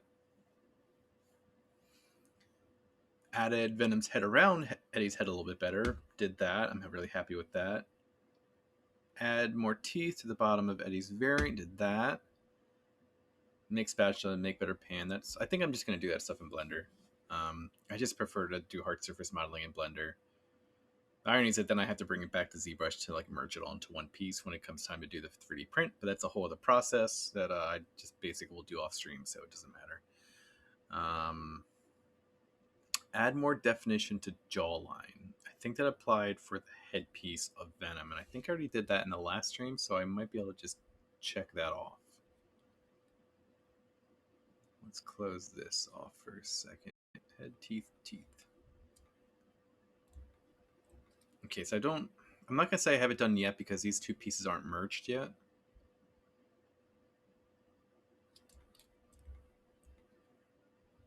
What I'm basically gonna do is duplicate, once I'm happy with the state of the Venom's body, I'm gonna duplicate it.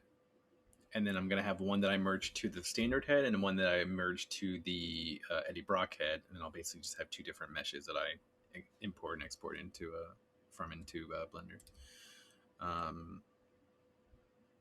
Give the head and the frying pan another pass. I feel like I'm just gonna eventually skip that because I just don't care, but I need to care. Maybe I should add like a little punk 80s mohawk, because my inspiration for Venom, Eddie's head rather, was very much like an 80s kind of like greaser. I feel like what I thought Eddie Brock looked like back in early 90s, late 80s. So it would help if the guy in the frying pan also has something that feels a little more in tune with that era. No disrespect to anyone rocking a mohawk, but back in the day, especially in comic books, if you had a mohawk, you were definitely like some kind of punk or mutant, or I mean mutant in like the DC sense, where like mutants are like the enemy of like Batman and Frank Miller's Dark Knight Returns. Let's I want to add the emblem, but at the same time, I'm not done necessarily with the arms yet. Am I? I'm liking it. Am I missing? I feel like I'm missing it. Let's move it back to that. Okay, turn props off. Let's just turn the head off again because that tongue gets in the way.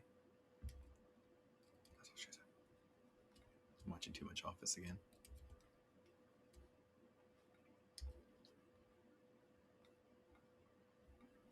Oh, that's stupid. Okay.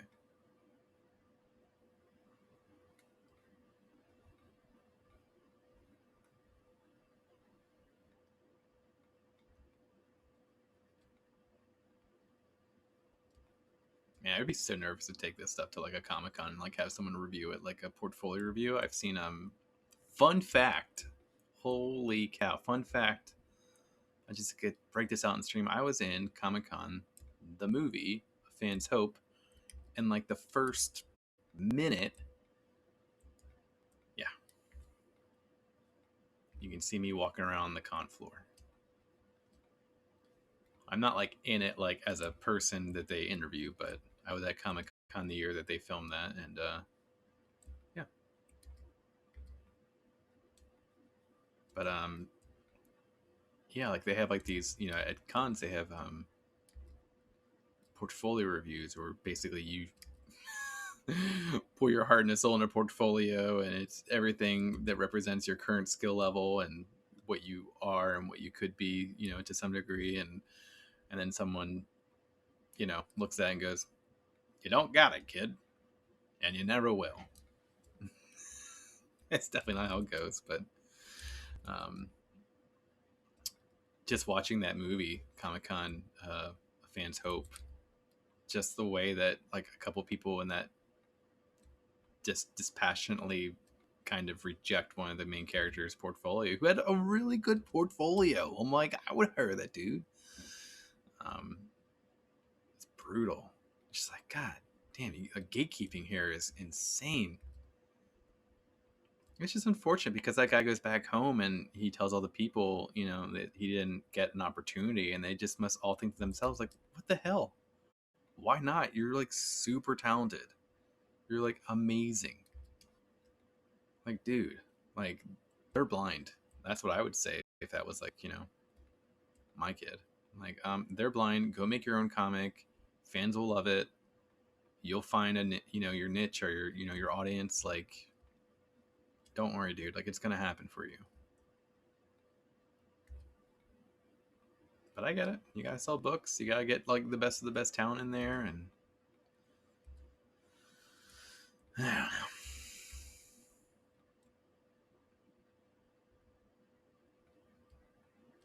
I am doing a little more definition here because I think it's going to be a little bit harder to see with the black.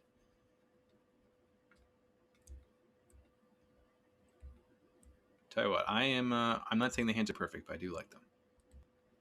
I think they're one of my better set of hands that I've done.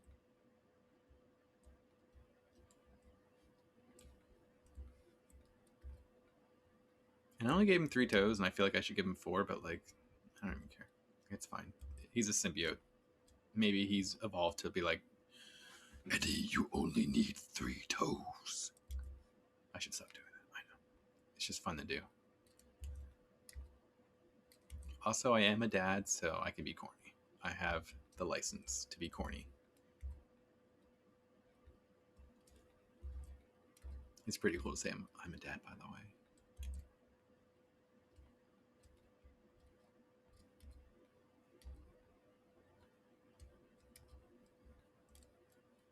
Just saying some bullshit right there.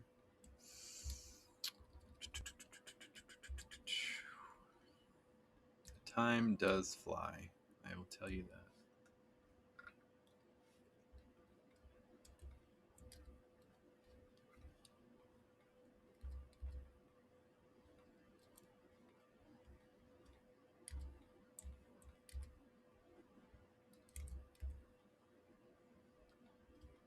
I should add a little bit of definition that isn't in, like, that isn't symmetric on each leg. It just looks a little bit like it's not copy pasted from one to the other. I don't know about that, but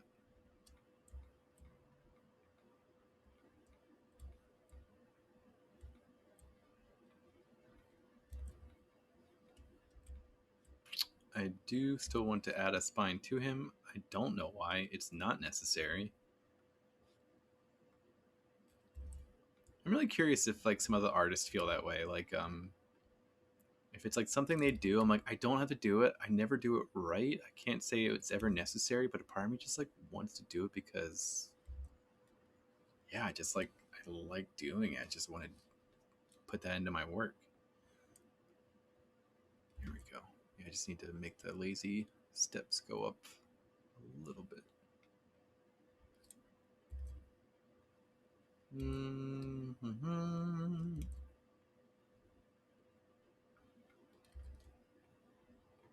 Kind of looks cool, like the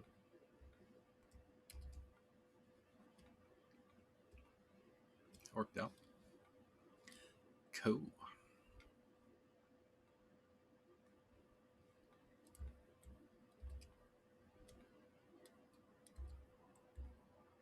Oh shit. I got like, his back is just all over the place.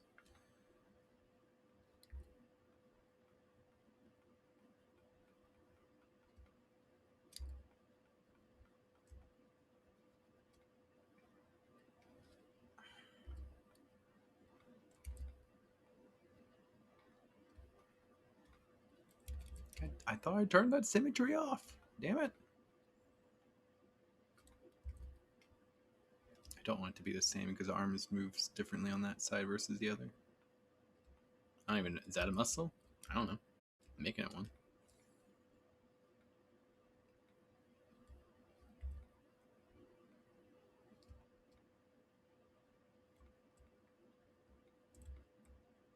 Okay.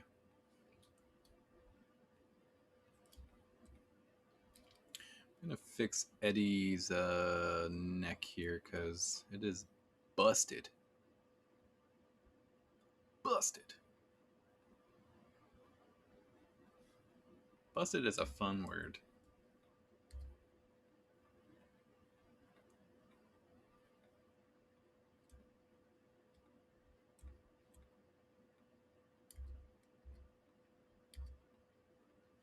Oof.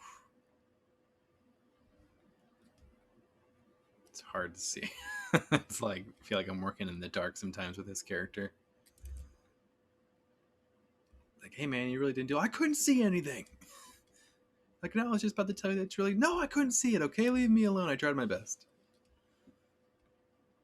Just wanted to say it was nice. Okay.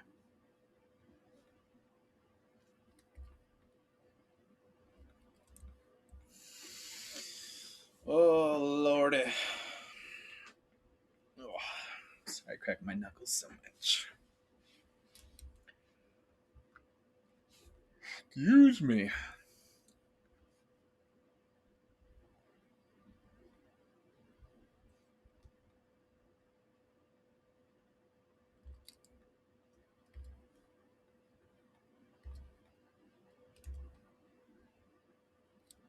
Oh, what the heck? I'm not even on the right thing.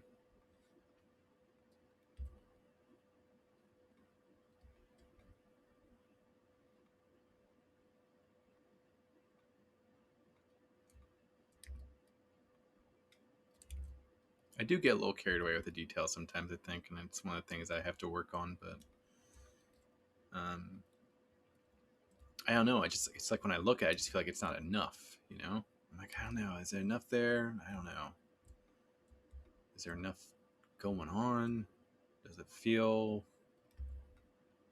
like it's fully thought out, or does it feel like it's missing something? And then I just keep adding in detail, and then I take a look, step back, and I'm like, I had too much detail. Damn it! Now it's like overdone, and now it's not as stylized. It's like the more detail you add, the less stylized it feels sometimes. So, and you got to work on your shapes more.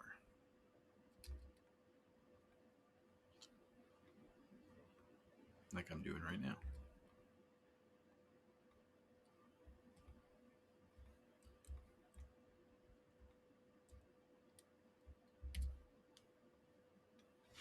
Saving.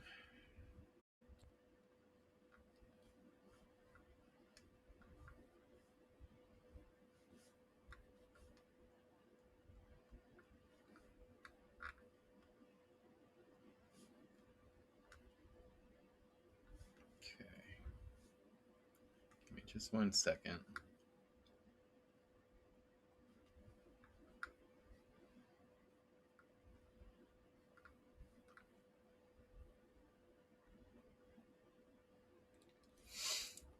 Okay. I'm really happy with Eddie's face. It's ugly. I know it is. It was meant to be ugly. A part of me feels like I just don't make ugly human characters that much, so it's like a little off-putting to me. I'm like, is this good? Like I meant it to be ugly, but like, is it good that it's ugly? I don't know. But I like it. I like he's a goofy looking dude. He looks like an old anime character to me, and that's kind of like, it's like not directly 100% anime, but it kind of feels like anime, and I like that. Yeah, these eyelids are done. I gotta delete those. Okay. So I need to add some eyelids to him because right now he's eyelidless. Look at this old head of his. Like that was at one point that one, and then moved to that one. Like what a difference, you know? Okay. So, crap. Do I want to do top eyelids only? I think so. Yeah.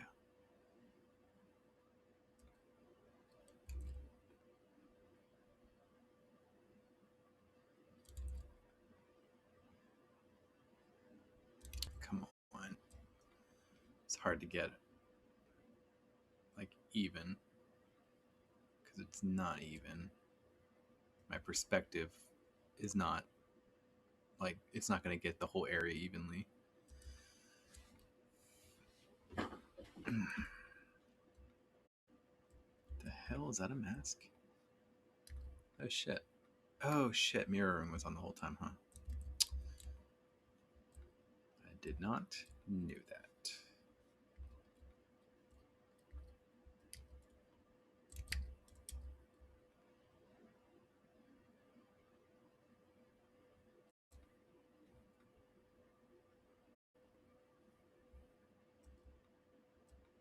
Okay. Is that even enough? I think so. I think on this side he needs a little bit more. All right, let's do an extraction. It's going to look funky at first, but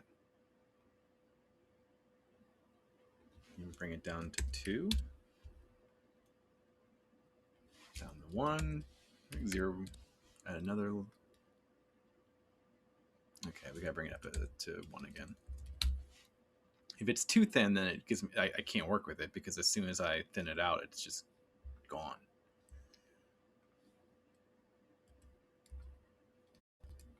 Just gone. I almost feel like I'm just like okay with that. Like, do I need to play with it anymore? No.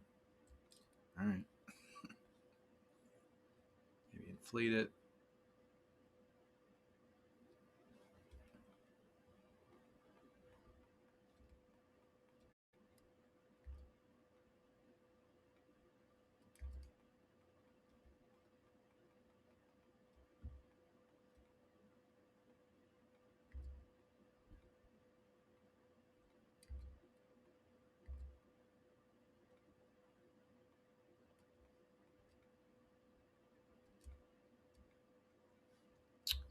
I should go up here and just.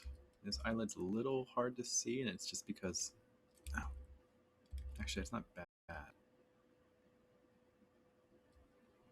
It's just because his eyelid area is kind of bumpy.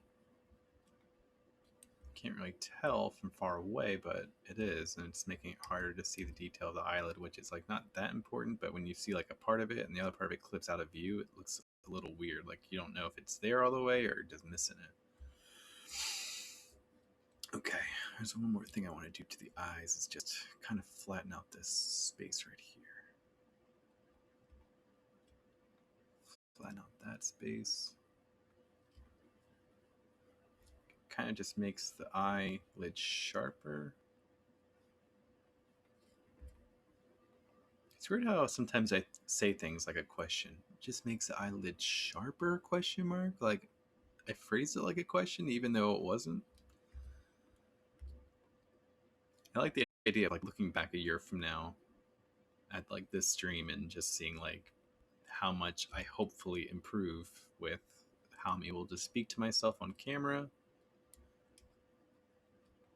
how I get used to my things I'm not great at right now and learn to get better at. It is a learning experience. All right, so it's 11. I do need to sign off here and turn in for the night. It is a school night. Oh, I didn't see him with the brows like that before. That's interesting. It's a little much though. Yeah, I'm glad I didn't stick with it. I'm not going to delete it, but I'm glad that his eyebrows are a little more sharp, or are now sharp and not yeah. Okay. So we didn't finish, but it's in a pretty solid place where I think the next stream, what I'll do is I'll wrap up a little bit of the odds and ends here. I'll probably work on the tendrils and then maybe just do the chest piece. I don't think that's going to be really complex. It's really just drawing a mask over the chest and then extracting that and cleaning it up. I want the next stream, which I believe is going to be on Sunday. Check out at Not Real Toys on Instagram. Keep you up to date. It'll be like in the bio. But yeah, I want to get the next episode to be me taking this into Blender and setting a scene. It's going to be a little complicated because it looks like when I do render in Blender, it throttles the stream a bit. It just doesn't look like there's enough computing power. But I do have some extra computers sitting around, and I might be able to basically port this computer's like HDMI into another computer that I can stream from, and that way it's basically just acting as if my computer here is another, device, and then hopefully that could clear it out. So I gotta experiment a little bit, get that set up, and then yeah, I think that might be the last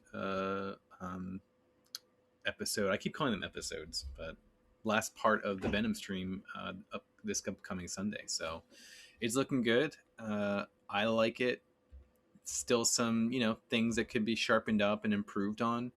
I'm liking the Eddie variant head so much more than like the regular one.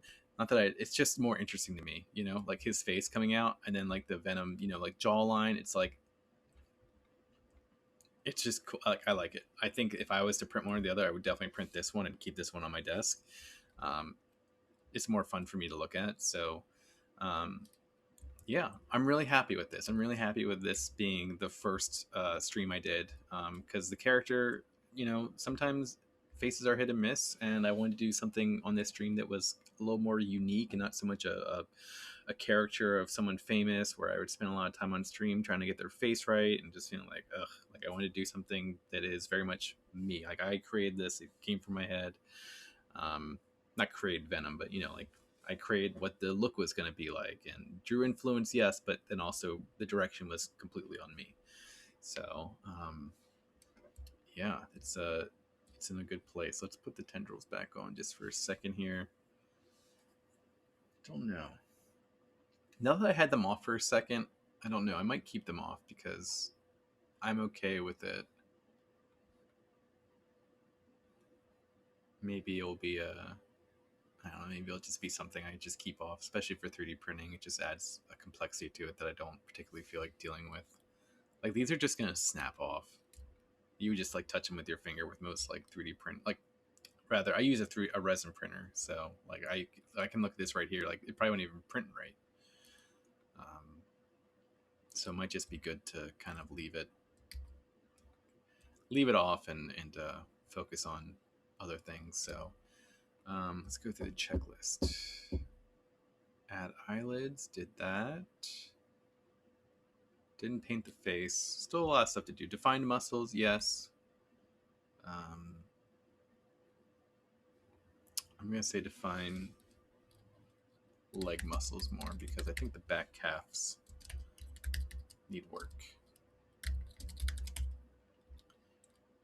Merge all shapes. Almost. Pretty much almost. Merge head variants with finished body subtool. Okay. Do variant with Eddie's head popping out. We did that. Yes, we did. Okay.